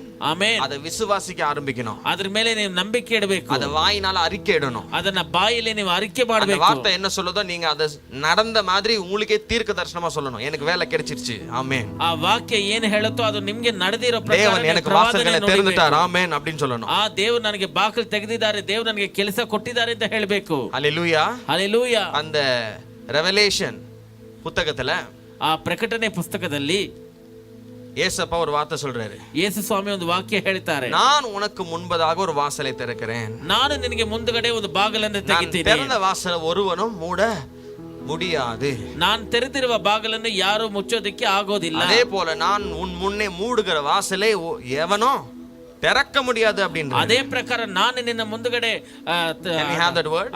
ಮುಚ್ಚುವ ವಾಕ್ಯ ಬಾಗಿಲನ್ನು ಯಾರು ತೆಗೆಯೋದಕ್ಕೆ ಆಗೋದಿಲ್ಲ. இப்போ இந்த வசனத்தை நீங்க எடுத்துக்கிறீங்க, ಈಗ ನೀವು ವಾಕ್ಯವನ್ನ ತಗೊಳ್ತೀರಾ, எடுத்து எப்படி யூஸ் பண்ணுவீங்க? ಹೇಗೆ ಉಪಯೋಗಿಸ್ತೀರಾ? நீங்க சொல்லணும், ನೀವು ಹೇಳಬೇಕು, கர்த்தர் ದೇವರು எனக்கான வாசலை திறந்திருக்கிறார், ನನಗಾಗಿರುವ ಬಾಗಿಲನ್ನು என் ತೆರೆದಿದ್ದಾರೆ, வேலைக்கான வாசல் திறந்திருக்கிறார், ನನಗಾಗಿರುವ ಬಾಗಿಲನ್ನು ತೆಗೆದಿದ್ದಾರೆ, என் பிசினஸ்க்கான வாசலை திறந்திருக்கிறார், ನನ್ನ ವ್ಯಾಪಾರಕ್ಕೆ ಬೇಕಾಗಿರುವ ಬಾಗಿಲನ್ನು ತೆಗೆದಿದ್ದಾರೆ, எனக்கு பணம் வர வேண்டிய வாசலை திறந்துட்டாரு, ನನಗೆ ಹಣ ಬರಬೇಕಾಗಿರುವ ಬಾಗಿಲನ್ನು ತೆಗೆದಿದ್ದಾರೆ. அது திறந்தாச்சு எனக்கு. ಅದನ್ನ ತೆಗೆದಾಯ್ತು எங்க ನನಗೆ. எழுதி இருக்குது? ரெவலேஷன் 3:8, உன் கிரியைகளை அறிந்திருக்கிறேன், உன் கிரியைகளை அறிந்திருக்கிறேன், உனக்கு கொஞ்சம் பலன் இருந்தும் நீ என் நாமத்தை மறுதலியாமல் என் வசனத்தை கை கொண்டபடியினாலே இதோ திறந்த வாசலை உனக்கு முன்பாக வைத்திருக்கிறேன். இதோ திறந்த வாசலை உனக்கு முன்பாக வைத்திருக்கிறேன். ஆமென். அதை ஒருவனும் பூட்ட மாட்டான், அதை ஒருவனும் பூட்ட மாட்டான். இந்த வார்த்தையை நான் இன்னைக்கு உங்களுக்கு தீர்க்க தரிசனமா கொடுக்க போறேன். ಇವತ್ತು ಈ ವಾಕ್ಯವನ್ನು ನಿಮಗೆ ಪ್ರವಾದನೆಯಾಗಿ ನಾನು ಕೊಡ್ತೇನೆ. முதல்ல என்ன சொல்றாரு ஏசப்பா? படிங்க. உன் கிரியைகளை அறிந்திருக்கிறேன். உன் கிரியைகளை அறிந்திருக்கிறேன். அதுக்கு முன்னால இருக்கிற வசனம் அது மாத்திரம் படிங்க. உன் கிரியைகளை அறிந்திருக்கிறேன், உனக்கு கொஞ்சம் பலன் இருந்தும், உனக்கு கொஞ்சம் பலன் இருந்தும் நீ என் நாமத்தை மறுதலியாமல், என்ன மறுதலிக்காம இருக்கிறல்ல, என் வசனத்தை கை கொண்டபடியினாலே. இந்த இடத்துல எத்தனை பேர் இருக்கிறீங்க? எனக்கு கொஞ்சம் பலம் தான் இருக்கு, ஆனாலும் எனக்கு இருக்க வறுமையிலையோ பிரச்சனைனாலயோ குடும்ப சண்டைனாலயோ நான் ஏசப்பா மறுதலிக்கல. எத்தனை பேர் சொல்லுவீங்க? ಈ ಜಾಗದಲ್ಲಿ ಎಷ್ಟು ಜನ ಹೇಳ್ತೀರಾ? நிறைய பிரச்சனை வந்துருச்சு, ಸ್ವಲ್ಪನೇ ಬಲ ಇದೆ, ನನಗಿರೋ ಕಷ್ಟದಲ್ಲಿ, ನನಗಿರೋ ತೊಂದರೆಯಲ್ಲಿ ನಾನು ಯೇಸು ಸ್ವಾಮಿನ ತಿರಸ್ಕಾರ ಮಾಡಲಿಲ್ಲ ಅಂತ ಎಷ್ಟು ಜನ ஒரு நாள் ಹೇಳ್ತೀರಾ? விட்டு கொடுக்க மாட்டேன். ஹல்லேலூயா. ಹಲ್ಲೆಲೂಯಾ. அவரை மறுதலிக்கல அப்படின்னு சொல்றவங்க இருக்கிறீங்களா? ನಾನು ತಂದೆನ ನಾನು ಬಿಟ್ಟು ಕೊಡೋದಿಲ್ಲ, ಆತನನ್ನು ತಿರಸ್ಕಾರ உங்களுக்கு தான் இந்த ಮಾಡೋದಿಲ್ಲ ಅಂತ வார்த்தை. ಹೇಳೋರಿದ್ದೀರಾ? உங்களுக்கு தான் இந்த ನಿಮಗೆ ಈ வார்த்தை. ವಾಕ್ಯ, உங்களுக்கு தான் இந்த வார்த்தை. ನಿಮಗೆ ಈ ವಾಕ್ಯ, இப்படிதான் நம்ம எடுத்துக்கணும். ಇದನ್ನ ನಾವು ತಗೊಳ್ಬೇಕು, ಹೀಗೆ தொடர்ந்து படிங்க. ಪಡ್ಕೊಳ್ಬೇಕು. என் வசனத்தை கை கொண்டபடியினாலே, என் வசனத்தை கை கொண்டபடியினாலே இதோ இதோ திறந்த வாசலை உனக்கு முன்பாக வைத்து. ஹalleluya. என்ன பண்றாரா ஏசப்பா? கொஞ்ச பலனோட அவரை மறுதலியாமல் நீங்க இருந்ததுனால ஒரு திறந்த வாசலை உங்களுக்கு முன்னாடி வைக்கிறார். தீர்க்கதரிசனமா நான் சொல்றேன், ಪ್ರವಾದನೆಯಾಗಿ ಜೀವನವುಳ್ಳ ಹೇಳ್ತೇನೆ. ವಚನ. ಸ್ವಲ್ಪ ಬಲದಿಂದ ನೀವು ಆತನನ್ನು ತಿರಸ್ಕಾರ ಮಾಡದಿದ್ದರಿಂದ ನಿಮ್ಮ ಮುಂದುಗಡೆ திறந்த ಒಂದು வாசல ತೆರೆದಿರುವ ಬಾಗಿಲನ್ನ ಇಟ್ಟಿದ್ದಾರೆ. எனக்கு முன்னால வச்சிருக்கிறாரு. ನನ್ನ ಮುಂದುಗಡೆ ತೆರೆದಿರುವ ಬಾಗಿಲನ್ನ ಇಟ್ಟಿದ್ದಾರೆ. அப்படியே படிங்க. ஒருவனும் அதை பூட்ட முடியாது. தாவீதின் திறவுகோலை உடையவரும் ஒருவரும் பூட்டக்கூடாதபடிக்கு திறக்கிறவரும் ஒருவரும் திறக்க கூடாதபடிக்கு பூட்டுகிறவருமாயிருக்கிறவர் சொல்லுகிறதா. ஹalleluya. மறுபடியும் அந்த வசனத்தை ஃபுல்லா படிங்க. உன் கிரியைகளை அறிந்திருக்கிறேன். Give me in English. படிங்க, நீங்க படிங்க. உன் கிரியைகளை அறிந்திருக்கிறேன், உனக்கு கொஞ்சம் பலன் இருந்தும் நீ என் நாமத்தை மறுதலியாமல் என் வசனத்தை கை கொண்டபடியினாலே இதோ திறந்த வாசலை உனக்கு முன்பாக வைத்திருக்கிறேன், அதை ஒருவனும் பூட்ட மாட்டான். ஹalleluya. இப்போ நீங்க என்ன தர்மம் பண்ணணும்? ಈಗ ನೀವು ಏನು ಮಾಡಬೇಕು ಗೊತ್ತಾ? இதுதான் தேவனுடைய வார்த்தை. ಇದೇ ದೇವರ ವಾಕ್ಯ. இதை நீங்க யூஸ் பண்ணணும். ಇದನ್ನ ನೀವು ಉಪಯೋಗಿಸಬೇಕು. இந்த வார்த்தையை நீங்க எடுத்துக்கணும். ಈ ವಾಕ್ಯವನ್ನ ನೀವು ಪಡ್ಕೊಳ್ಬೇಕು, ಆಂಡವರ್ಗೆ சொல்லணும். ನೀವು ದೇವರ ಹತ್ರ ಹೇಳ್ಬೇಕು, ஏசப்பா, ಯೇಸು ಸ್ವಾಮಿ, இது உங்க வார்த்தை. ಇದು ನಿಮ್ಮ ವಾಕ್ಯ. உங்க வார்த்தைனா ನಿಮ್ಮ ವಾಕ್ಯ ಅಂದ್ರೆ இந்த உலகமே அழிஞ்சாலும் ಈ ಲೋಕನೇ ನಾಶವಾಗಿ ಹೋದ್ರೇನು இந்த வார்த்தையை கீழே விட மாட்டீங்க. ಈ ವಾಕ್ಯವು ಕೆಳಗಡೆ ಬೀಳೋದಕ್ಕೆ ನೀವು ಬಿಡೋದಿಲ್ಲ. பரலோகமே விழுந்தாலும் ಪರಲೋಕನೇ ಬಿದ್ರೇನು உங்க வார்த்தையை கீழே விட மாட்டீங்கன்னு சொல்லிருக்கீங்க. ನಿಮ್ಮ ವಾಕ್ಯವು ಕೆಳಗಡೆ ಬೀಳೋದಕ್ಕೆ ನೀವು ಬಿಡೋದಿಲ್ಲ ಅಂತ ಹೇಳಿದ್ದೀರಾ. இது உங்க வார்த்தை. ಇದು ನಿಮ್ಮ ವಾಕ್ಯ. இந்த வார்த்தையை நான் எடுத்துக்கிறேன். ಈ ವಾಕ್ಯವನ್ನ ನಾನು ತಗೊಳ್ತೀನಿ, இந்த ಪಡ್ಕೊಳ್ತೀನಿ. வார்த்தை எனக்கு வாக்குத்தத்தம். ಈ ವಾಕ್ಯ ನನಗೆ ವಾಗ್ದಾನ. இந்த வார்த்தை எனக்கு தீர்க்க தரிசனம். ಈ ವಾಕ್ಯ ನನಗೆ ಪ್ರವಾದನೆ. உங்க வார்த்தை எனக்கு ஆசீர்வாதம். ಈ ವಾಕ್ಯ ನನಗೆ ಆಶೀರ್ವಾದ. உங்க வார்த்தை எனக்கு ஜீவன். ಈ ವಾಕ್ಯ ನನಗೆ ಜೀವ. உங்க வார்த்தை எனக்கு ஒளி. ನಿಮ್ಮ ವಾಕ್ಯ ನನಗೆ ಬೆಳಕು. உங்க வார்த்தை எனக்கு ஆகாரம். ನಿಮ್ಮ ವಾಕ್ಯ ನನಗೆ ಆಹಾರ. உங்க வார்த்தையை நான் எடுத்துக்கிறேன். ನಿಮ್ಮ ವಾಕ್ಯವನ್ನ ನಾನು ಪಡ್ಕೊಳ್ತೇನೆ. அதனால ಅದರಿಂದ நான் விசுவாசிக்கிறேன். ನಾನು ನಂಬಿಕೆ ಇಟ್ಟಿದ್ದೇನೆ. என் வாசல் எல்லாம் திறந்துருச்சு. ನನ್ನ ಬಾಗಿಲೆಲ್ಲ ಆಮೆನ್ சொல்லு. ತೆರೆದಿದೆ. ஹalleluya. ஹalleluya. ஹalleluya. ஹalleluya. வெளிப்படுத்துதல் 3:8 இருக்கிற வரைக்கும் எனக்கு திறந்த வாசல் என்னைக்குமே இருக்கும். ಪ್ರಕಟಣೆ 3:8 ಇರುವವರೆಗೂ ನನಗೆ ತೆರೆದಿರುವ ಬಾಗಿಲು ಯಾವತ್ತೂ இப்படி நீங்க சொல்லணும். ಹೀಗೆ நீங்க ನೀವು சொல்லணும். ಹೇಳಬೇಕು. ஏசப்பா, ಯೇಸು ಸ್ವಾಮಿ, வெளிப்படுத்தல் 3:8 இருக்கு. ಪ್ರಕಟಣೆ 3:8 ಇದೆ. அந்த வார்த்தையின் பிரகாரம் ಆ ವಾಕ್ಯದ ಪ್ರಕಾರ எனக்கு குறைவே கிடையாது. ನನಗೆ ಕೊರತೆನೇ ಇಲ್ಲ. என்னைக்குமே எனக்கு திறந்த வாசல் இருக்கும். ಯಾವತ್ತೂ ನನಗೆ ತೆರೆದಿರುವ எனக்கு ಬಾಗಿಲೇ. தேவையானதை நீங்க நிறைவேற்றுவீங்க. ನನಗೆ ಬೇಕಾಗಿರೋದನ್ನ ನೀನು ನೆರವೇರಿಸಿ ஒரு வாசல் எனக்கு திறக்கும். ನನಗೆ ಒಂದು ಬಾಗಿಲು ತೆರೆಯಲ್ಪಡುತ್ತದೆ. ಅದಕ್ಕೆ வேற பதிலே கிடையாது. ಅದಕ್ಕೆ ಬೇರೆ ಉತ್ತರನೇ ಇಲ್ಲ. நீங்க திறந்த வாசலை எவனும் மூட முடியாதுன்னு சொல்லிட்டீங்க. ಯಾಕಂದ್ರೆ ನೀವು ತೆರೆದಿರೋ ಬಾಗಿಲನ್ನ ಯಾರು ಮುಚ್ಚೋದಕ್ಕೆ ಆಗೋದಿಲ್ಲ ಅಂತ ಹೇಳ್ಬಿಟ್ಟಿದ್ದೀರಾ. எவனா போன் போட்டு வேற எதனாலும் சொன்னானா, ಯಾರಾದ್ರೂ ಫೋನ್ ಮಾಡಿ ಬೇರೆ ಏನಾದ್ರೂ ಹೇಳಿದ್ರೆ, இல்லங்க உங்கள மாதிரி இன்னொரு ப்ரொஃபைல் பாக்குறோம். ಇಲ್ಲ ರೀ, ನಿಮ್ ತರನೇ ಇನ್ನೊಂದು ಪ್ರೊಫೈಲ್ ನೋಡ್ತಾ ಇದ್ದೀವಿ. அப்படியாங்க? ಹೌದಾ ರೀ?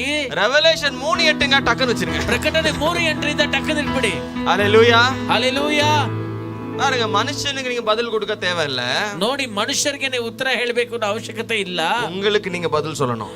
ನಿಮಗೆ ನೀವು ಉತ್ತರ ಹೇಳಬೇಕು. யாருடைய சத்தத்தை விசுவாசிக்க போற? ಯಾರ ಸ್ವರವನ್ನು ನೀವು ನಂಬುತ್ತೀರಾ? போன் பண்ணி சொன்னவனுடைய வார்த்தையை விசுவாசிக்க போறியா? ಫೋನ್ ಮಾಡಿ ಹೇಳಿದವರ வார்த்தை ವಾಕ್ಯನ தேவனுடைய ನಂಬುತ್ತೀರಾ? வார்த்தையை விசுவாசிக்க போறியா? ಇಲ್ಲ ದೇವರ ವಾಕ್ಯವನ್ನು ನಂಬುತ್ತೀರಾ? யாரோட குரலை நீ கேட்க போற? ಯಾರ ಸ್ವರವನ್ನು ನೀವು ಕೇಳ್ತೀರಾ? ஹalleluya. ಹalleluya. நான் சொல்றேன், ನಾನು ಹೇಳ್ತೀನಿ. முன்னால டெமாலிஷன் ஆர்டர் கொடுத்தான். ನನ್ನ ಮುಂದುಗಡೆ ಡೆಮಾಲಿಷನ್ ಆರ್ಡರ್ ಕೊಟ್ಟರು. Corporation demolition order.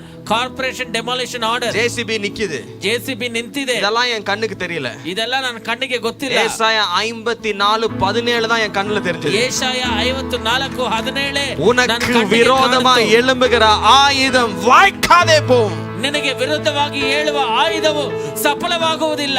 எந்த ரிப்போர்ட்டை எடுக்க விரும்புறீங்க? ಯಾವ ರಿಪೋರ್ಟ್ ಅನ್ನ ನೀವು ತಗೊಳ್ತೀರಾ? நான் பைபிள் ரிப்போர்ட்டை எடுத்தேன். ನಾನು ಬೈಬಲ್ ರಿಪೋರ್ಟ್ ಅನ್ನ ತಗೊಂಡೆ. எனக்கு இதுதான்டா நிஜம். ಏಯ್ ನನಗೆ ಇದೇ ಕಣೋ டேய், ನಿಜ, எனக்கு இதுதான்டா சத்தியம், ನನಗೆ ಇದೇ ಕಣೋ ಸತ್ಯ, எனக்கு இதுதான்டா ஆர்டரு. ನನಗೆ ಇದೇ ಕಣೋ ಆರ್ಡರು, நீ கொடுத்த ஆர்டர் மாறும், இது மாறாது.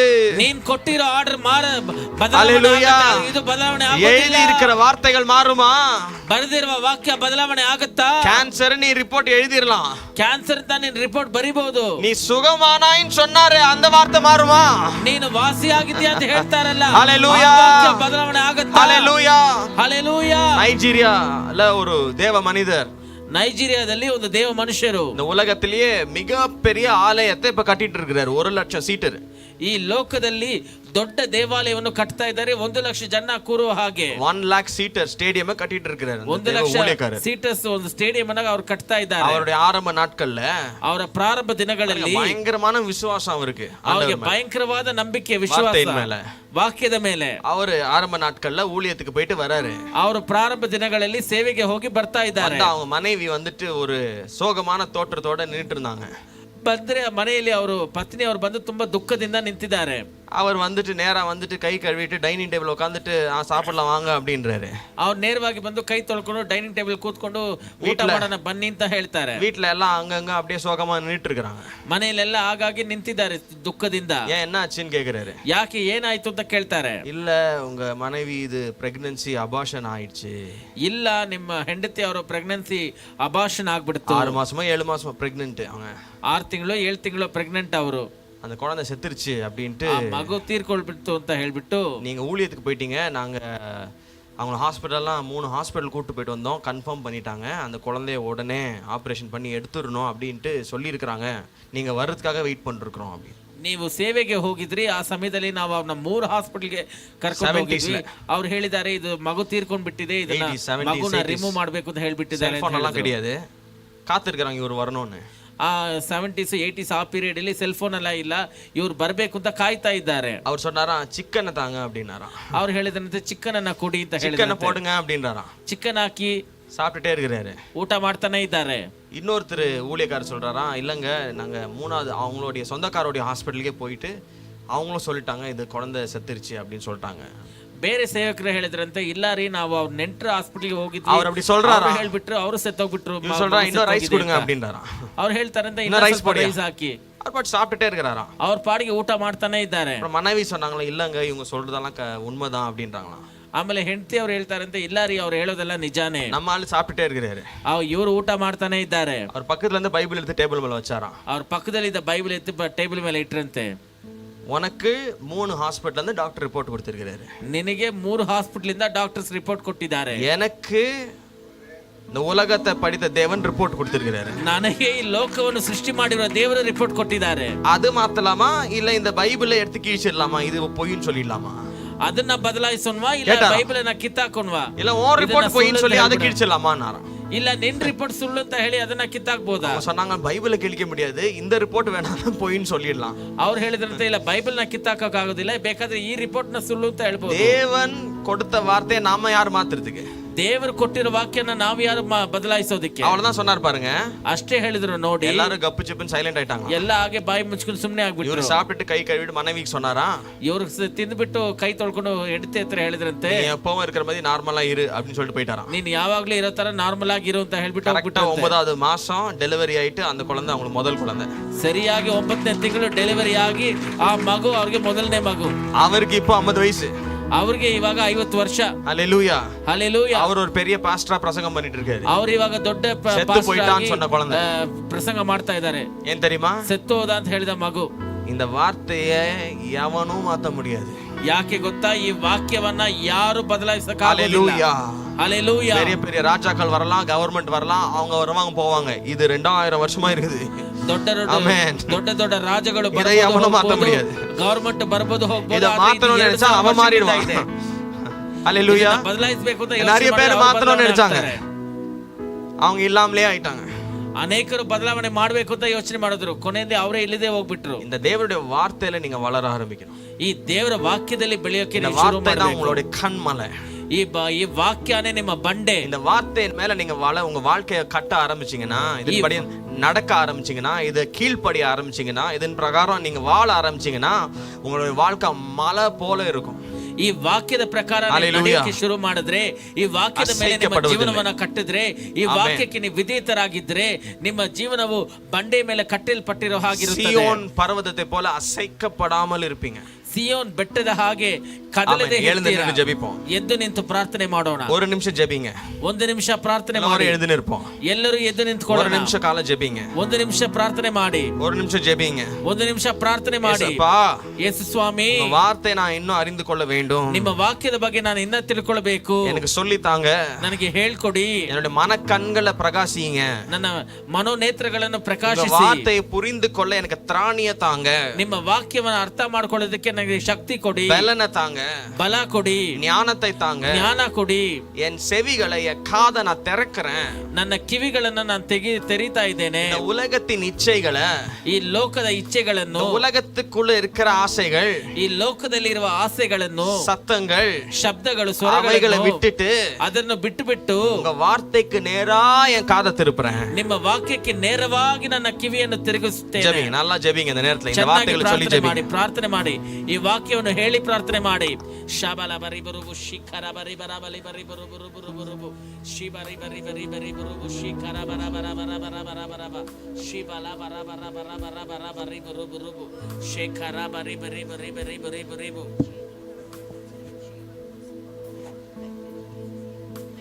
ಬರ ಬರ ಬರ ಬರ ಬರುಬು ರುಬು. நல்லா ஜெபிங்க. ಚೆನ್ನಾಗಿ ಪ್ರಾರ್ಥನೆ ಮಾಡಿ, கருத்தாக ஜெபிங்க. அந்நிய பாஷை தெரிஞ்சவங்க அந்நிய பாஷை பேசிட்டே சத்தமா ஜெபிங்க. ಚೆನ್ನಾಗಿ ಪ್ರಾರ್ಥನೆ ಮಾಡಿ. ಅನ್ಯ ಭಾಷೆ ಮಾತಾಡುವವರು ಅನ್ಯ என் தேவனை நான் அறிந்து கொள்ள ಭಾಷೆ விரும்புகிறேன். ನನ್ನ ದೇವರ ಬಗ್ಗೆ ತಿಳ್ಕೊಳ್ಳಕ್ಕೆ ಇಷ್ಟಪಡ್ತೇನೆ. கர்த்தருடைய வார்த்தையை தெரிந்து கொள்ள விரும்புகிறேன். ದೇವರ ವಾಕ್ಯವನ್ನು ತಿಳ್ಕೊಳ್ಳಕ್ಕೆ ಇಷ್ಟಪಡ್ತೇನೆ. இனி நான் மூட வாழ்க்கையை வாழ போறதில்ல, மூட நம்பிக்கைகளை வாழ போறதில்ல. ಇನ್ನು ಮೇಲೆ ನಾನು ಬೇಡದೇ ಇರುವ ನಂಬಿಕೆಗಳಲ್ಲಿ ಜೀವನ ಮಾಡೋದಿಲ್ಲ. குருட்டாட்டமா இந்த வாழ்க்கையை வாழ போறதில்ல. ಇನ್ನು ಮೇಲೆ ನಾನು ಒಂದು ಕುರುಡನ ಹಾಗೆ ಜೀವನ ಮಾಡೋದಿಲ್ಲ. தேவனுடைய வார்த்தை தெரிந்து கொண்டு வாழ போகிறேன். ದೇವರ ವಾಕ್ಯವನ್ನು ತಿಳ್ಕೊಂಡು ನಾನು ಜೀವನ ಮಾಡ್ತೀನಿ. அவருடைய வார்த்தையின் பிரகாரம் வாழ போறேன். ಆತನ ವಾಕ್ಯದ ಪ್ರಕಾರ ನಾನು ಜೀವನ ಮಾಡ್ತೀನಿ. ஏசப்பா, உங்க வார்த்தையை எனக்கு வெளிப்படுத்துங்கன்னு சொல்லுங்க. ಯೇಸು ಸ್ವಾಮಿ, ನಿಮ್ಮ ವಾಕ್ಯವನ್ನು ನನಗೆ ತಿಳಿಸಿ ಅಂತ ಪ್ರಾರ್ಥನೆ ಮಾಡಿ. ஹalleluya. ஹalleluya. இயேசு கிறிஸ்துவின் நாமத்தினாலே ಯೇಸು ஆமென். ಕ್ರಿಸ್ತನ ನಾಮದಲ್ಲಿ கரங்களை தட்டி இயேசுவுக்கு நன்றி சொல்லுங்க. ಚಪ್ಪಾಳೆ ತಟ್ಟಿ ದೇವರಿಗೆ ಸ್ತೋತ್ರ ಮಾಡಿ. இந்த நேரத்துல தேவனுக்கு கொடுக்க வேண்டிய காணிக்கைகளை கொடுக்க ஆயத்தமாவோம். டீடைல் ஸ்கிரீன்ல வரும். ಈ ಸಮಯದಲ್ಲಿ ದೇವರಿಗೆ ಕೊಡುವ ಕಾಣಿಕೆಗಳನ್ನ ಕೊಡೋದಕ್ಕೆ ಸಿದ್ಧರಾಗೋಣ. ಡೀಟೇಲ್ ಸ್ಕ್ರೀನ್ ಅಲ್ಲಿ ಬರುತ್ತೆ. டிஜிட்டலா கொடுக்க விரும்புறவங்க அதை ஸ்கேன் பண்ணி இங்க தரலாம். இல்லாட்டி ஆஃபரிங் பேக்ஸும் வரும். ಡಿಜಿಟಲ್ ಆಗಿ ಕೊಡಕ್ಕೆ ಇಷ್ಟಪಡೋರು ಸ್ಕ್ಯಾನ್ ಮಾಡಿನೂ ಕೊಡಬಹುದು, ಇಲ್ಲಾಂದ್ರೆ ಆಫರಿಂಗ್ ಬ್ಯಾಗ್ ನಿಮ್ಮ ಹತ್ರ ಬರುತ್ತೆ. Thank you Jesus. கர்த்தரை நம்பினோர் பேறு பெற்ற சீயோன் மலை போல் உறுதியுடன் அசையாமல் இருப்பார்கள், அசையாமல் இருப்பார்கள். கர்த்தரை நம்பினோர் பேறு பெற்ற சீயோன் மலை போல் உறுதியுடன் அசையாமல் இருப்பார்கள், அசையாமல் இருப்பார்கள். கர்த்தரை நம்பினோர் பேறு பெற்றோர் சீயோன் மலை போல் உறுதியுடன் அசையாமல் இருப்பார்கள், அசையாமல் இருப்பார்கள்.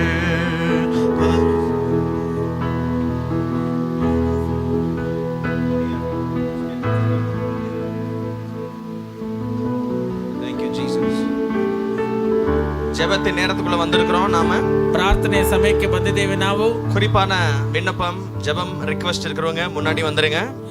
ಪ್ರಾರ್ಥನೆ ಭಿನ್ನಹ ಇರುವವರು ದಯವಿಟ್ಟು ಮುಂದೆ ಬನ್ನಿ. மற்றவங்க எல்லாரும் இந்த நேரத்துல அந்நிய பாஷையிலயோ இல்ல தேவனை துதிக்கிற வார்த்தைகளையோ சொல்லி துதிக்க ஆரம்பிக்கலாம். நன்றி சொல்ல ஆரம்பிக்கலாம். ಈ ஜெபிக்கலாம். ಸಮಯದಲ್ಲಿ ಅನ್ಯ ಭಾಷೆಗಳಲ್ಲಿ ಮಾತಾಡಬಹುದು, Hallelujah. ದೇವರನ್ನು ಸ್ತುತಿಸಬಹುದು, ಸ್ತೋತ್ರ ரபலஹ ಮಾಡಬಹುದು. சேடரி கோம்ப்ரா சிட்டேரி ப்ரோண்டோ கோரோனோ ஹோஷி.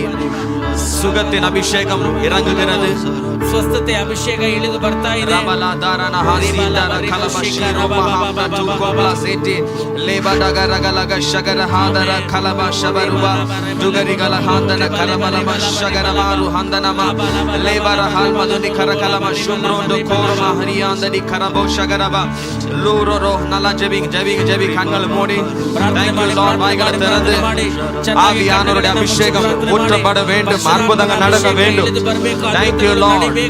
எதிர்பார்ப்போடு வந்திருக்கிற பிள்ளைகள் ஆசீர்வதிக்கப்பட வேண்டும். இன்ஸ்டன்ட் ஹீலிங் நடக்க வேண்டும். இந்த நேரத்துல சுகங்கள் வரணும், ப்ராஃபசி வரணும். Thank you Lord. அதற்காக ஜெபிப்போம். Thank you Lord. Hallelujah. பரிசுத்த ஆவியானவரே அசைவாடுவீராக. Thank you Lord. உங்க வல்லமை வெளிப்பட்டது. இந்த பிரசனம் இறங்கிடுச்சு. உங்க வல்லமை இந்த இடத்துல இருக்கிறது. Thank you Lord. இந்த நேரத்துல மக்களை தொட போறீங்க. ஒரு சுகத்தின் அபிஷேகம், சுகத்தின் வல்லமை இறங்கி கொண்டு ஜனங்கள் மீது இறங்குது. Thank you Lord. வல்லமை தொட போகிறது. ஸ்தோத்திரம் ஐயா. Thank you Jesus.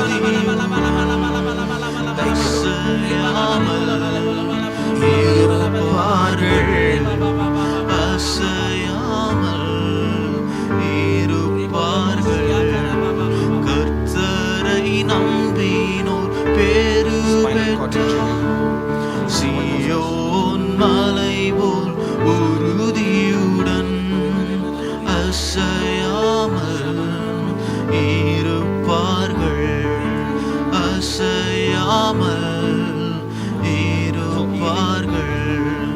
கர்த்தரை நம்பினோர் பேறு பெற்ற சியோன் மலை போல் உறுதியுடன்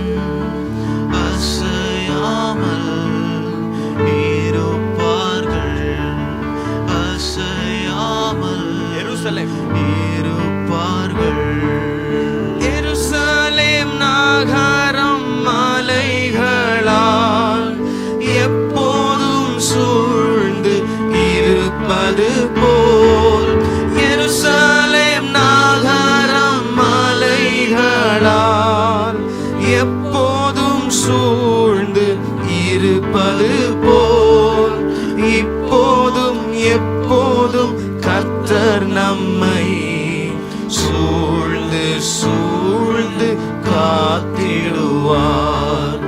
இப்போதும் எப்போதும் கர்த்தர் நம்மை சூழ்ந்து காத்திடுவார். கர்த்தரை நம்பினோம் பேரு. சத்தத்தை உயர்த்தி பாடுவோம். சியோன் மலை போல் உறுதியுடன் அசையாமல் இருப்பார்கள்.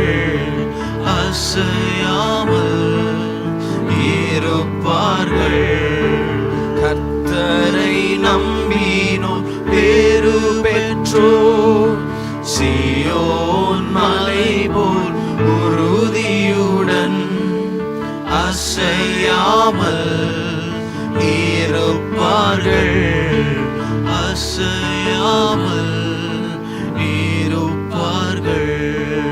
கர்த்தரை நம்பினோம் பேறு பெற்றோர்.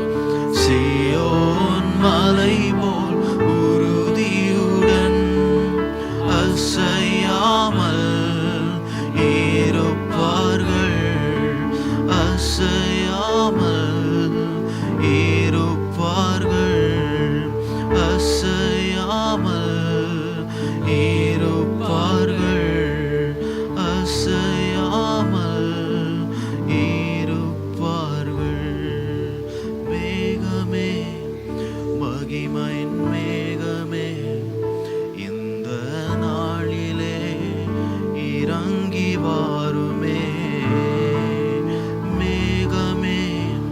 மகிமையின் மேகமே வந்தாள் போதுமே, எல்லாம் நடக்குமே. மேகமே, மகிமையின் மேகமே, இந்த நாளிலே இறங்கி வாருமே. மேகமே, மகிமையின் மேகமே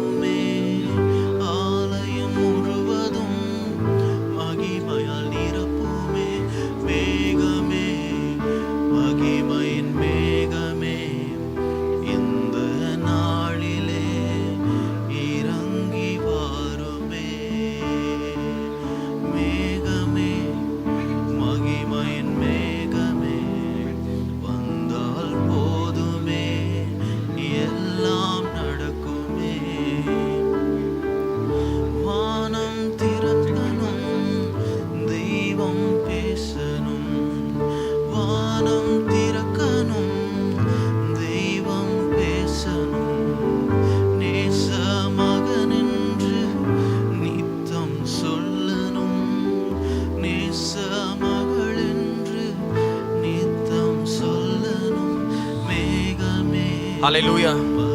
சபையே நீங்க இவங்களுக்கு நேரா கைகளை நீட்டுங்க. இந்த கப்பல் ஒரு 5 months பேபியை நான் பார்க்குறேன். அதாவது 5 months ஆன பேபியை நீங்கள் கையில் கொண்டு இந்த இடத்துல நின்று சாட்சி சொல்கிறது ஒரு தரிசனத்தை நான் பார்க்குறேன். கன்னடா வருமா? Kannada, English, Tamil? What language to you speak? Kannada and I speak Tamil. Tamil, Kannada. Okay. So I'm seeing you both stand here with a baby 5 months old and giving a testimony in the same spot. Okay. So this is the word of God for you. Amen. இந்த வார்த்தையை பெற்றுக்கொள்ளுங்க, விசுவாசத்தோட போங்க. இந்த சரீரத்தில் என்ன மாற்றம் நடக்கணுமோ, என்ன healing நடக்குமோ அது ஆவியானவர் செய்வார். Amen. Thank you, Jesus. Thank you, Lord. I change every medical report. I decree and declare that the baby has come. The baby has come. In Jesus' name. God bless you. Wait vaanga baby oda. God bless you.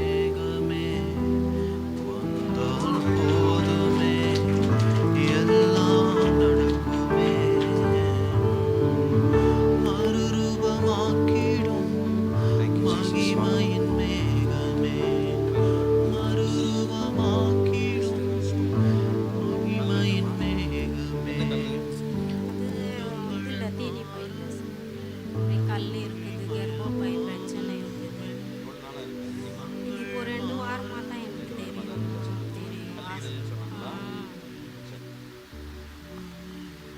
Mighty name of Jesus.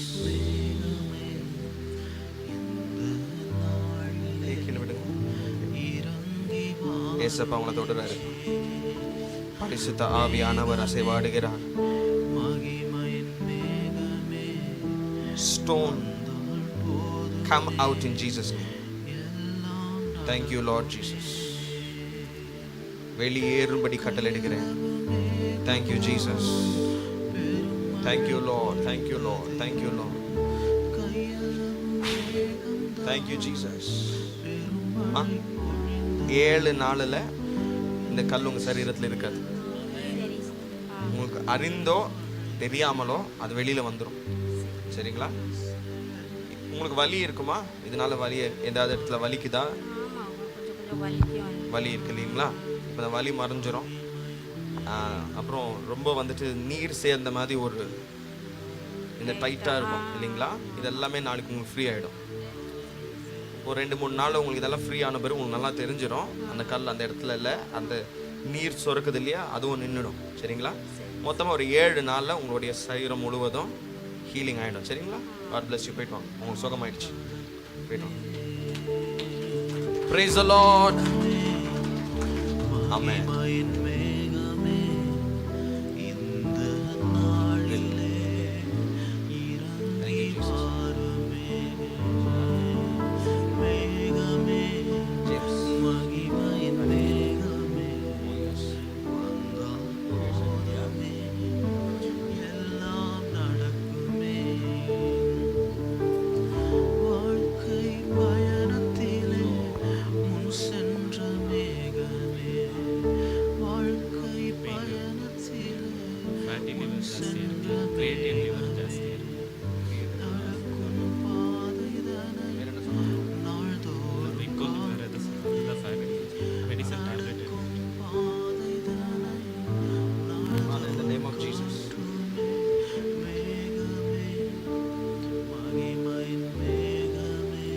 I speak healing to the kidneys.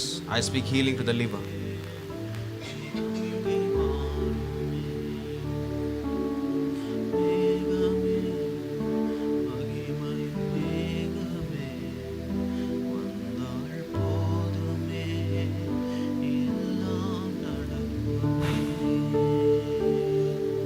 I command the fatty part of the liver to melt. 21 days, 21 நாட்கள். All your healing for the kidneys and liver are complete in 21 days. 21 நாட்கள்ல உங்களுடைய மொத்த ஹீலிங்கும் நிறைவேறும். Done. You're healed. இயேசு கிறிஸ்துவின் நாமத்தினால you're healed. God bless you. வேற ஏதாவது ரிக்வெஸ்ட் இருக்குங்களா? Thank you. God bless you. Thank you, Jesus. மகிமையின் மேகமே வந்தாள் போதுமே யாருக்கு கிளீனஸ் இருக்கீங்களா? நிற்க முடியாது. பிபி பாத்தீங்களா? செக் பண்ணீங்களா? BP normal. நார்மலா இருக்கு. பட் உங்களுக்கு தலை சுத்துது. தலை சுற்றலும் நிற்க முடியாது, படுத்துலே இருக்கணும். போது இறங்கின மேகமே ஆலயம் முழுவதும் மகிமையால் நிரப்புமே ஆலயம் முழுவதும் I cast out the spirit of infirmity out of it. கண்ணை திறங்க. என்ன பாருங்க. You are healed. In Jesus name. You are healed. So night போய் பாடுங்க. You are healed. You are healed. So குழந்தைக்கு என்ன? Okay. Jesus mighty name. Thank you Lord. Thank you Lord. Thank you Lord.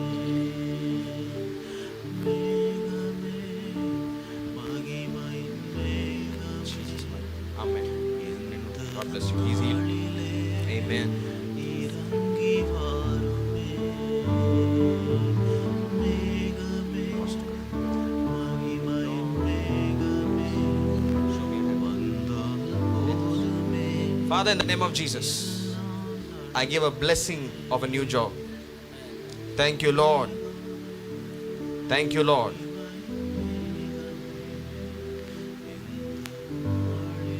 I bless her hand to receive a new offer by force and by fire. In Jesus' name. So God bless you. I have blessed you. Come with your new offer and testify. God bless you. Thank you, Jesus. Have you prayed for? Idea? Hare Krishna. இந்த நாளிலே இறங்கி வாருமே Thank you, Lord. Hallelujah. Father, in the name of Jesus. Thank you, Jesus. Mighty name of Jesus. Skin, I command you be normal. I rebuke the spirit of infirmity out of his spirit, soul, and body. I command the 7 layers of skin be healed. I rebuke, destroy generational curses by the blood of Jesus. I reset his immune system. I reset the immune system. You will not work against yourself. I cancel autoimmune situation.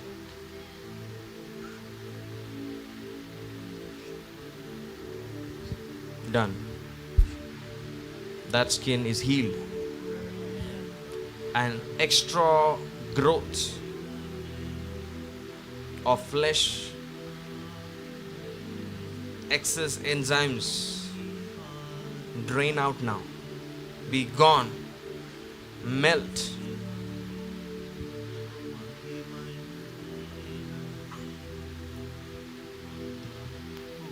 All gone. In the name of Jesus. All gone. 28 days. Extra growth gone. Skin photo எடுத்து வச்சுக்கோங்க. You're healed. God bless you. Done. Praise the Lord. Praise the Lord. Praise the Lord. Yes, my daughter. Prophet, you just prayed for dear Amma. Her name Yes. is Jessie. She's 78 years old. Wow. She fell 78 years old. Yes. She fell down 3 months ago and she had pain and you just prayed, not even 10 minutes. Prophet, you asked her to wait Yes. for a while and check. She confirmed she doesn't have any pain anymore, Prophet. Hallelujah. Hallelujah. Hallelujah. Hallelujah. Hallelujah. So we can, later on, I want some leader to speak to her and be able to remove her brace and then check her, take her behind and remove her brace, or probably take her inside, help her remove the brace and check with her if how she's improving. Yes.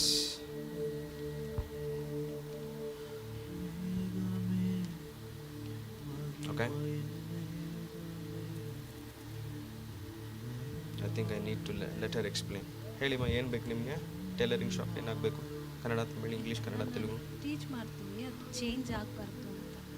ಏನು ಮಾಡ್ತಾ ಇದ್ದೀರಾ? Tailoring tailoring. ಹಾಂ. ಅದು place ಬೇರೆ ಕಡೆ change ಮಾಡ್ತಾ ಇದ್ದಾರೆ.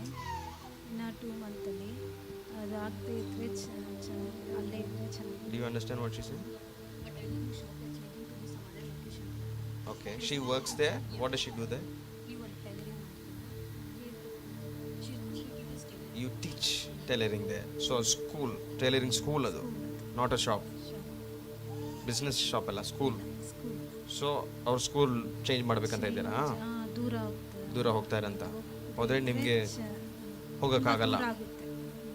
So she teaches tailoring in a tailoring school. She is requesting, because the tailoring school are planning to go far away.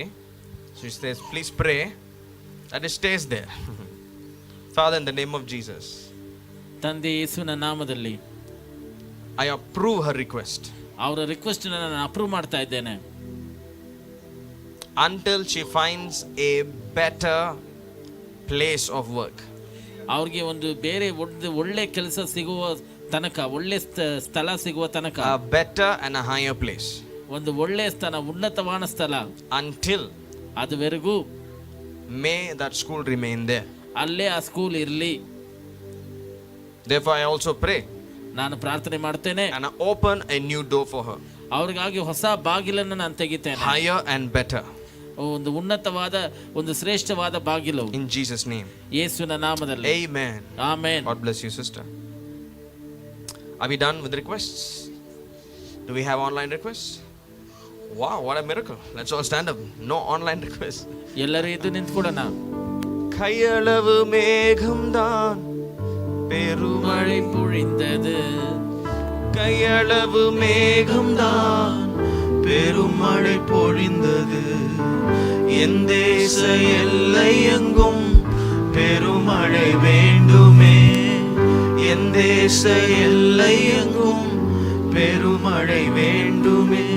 மேகமே, மகிமையின் மேகமே, வந்தால் போதுமே, எல்லாம் நடக்குமே. மேகமே, மகிமையின் மேகமே, வந்தால் போதுமே, எல்லாம் நடக்குமே. இயேசு கிறிஸ்துவின் நாமத்தினால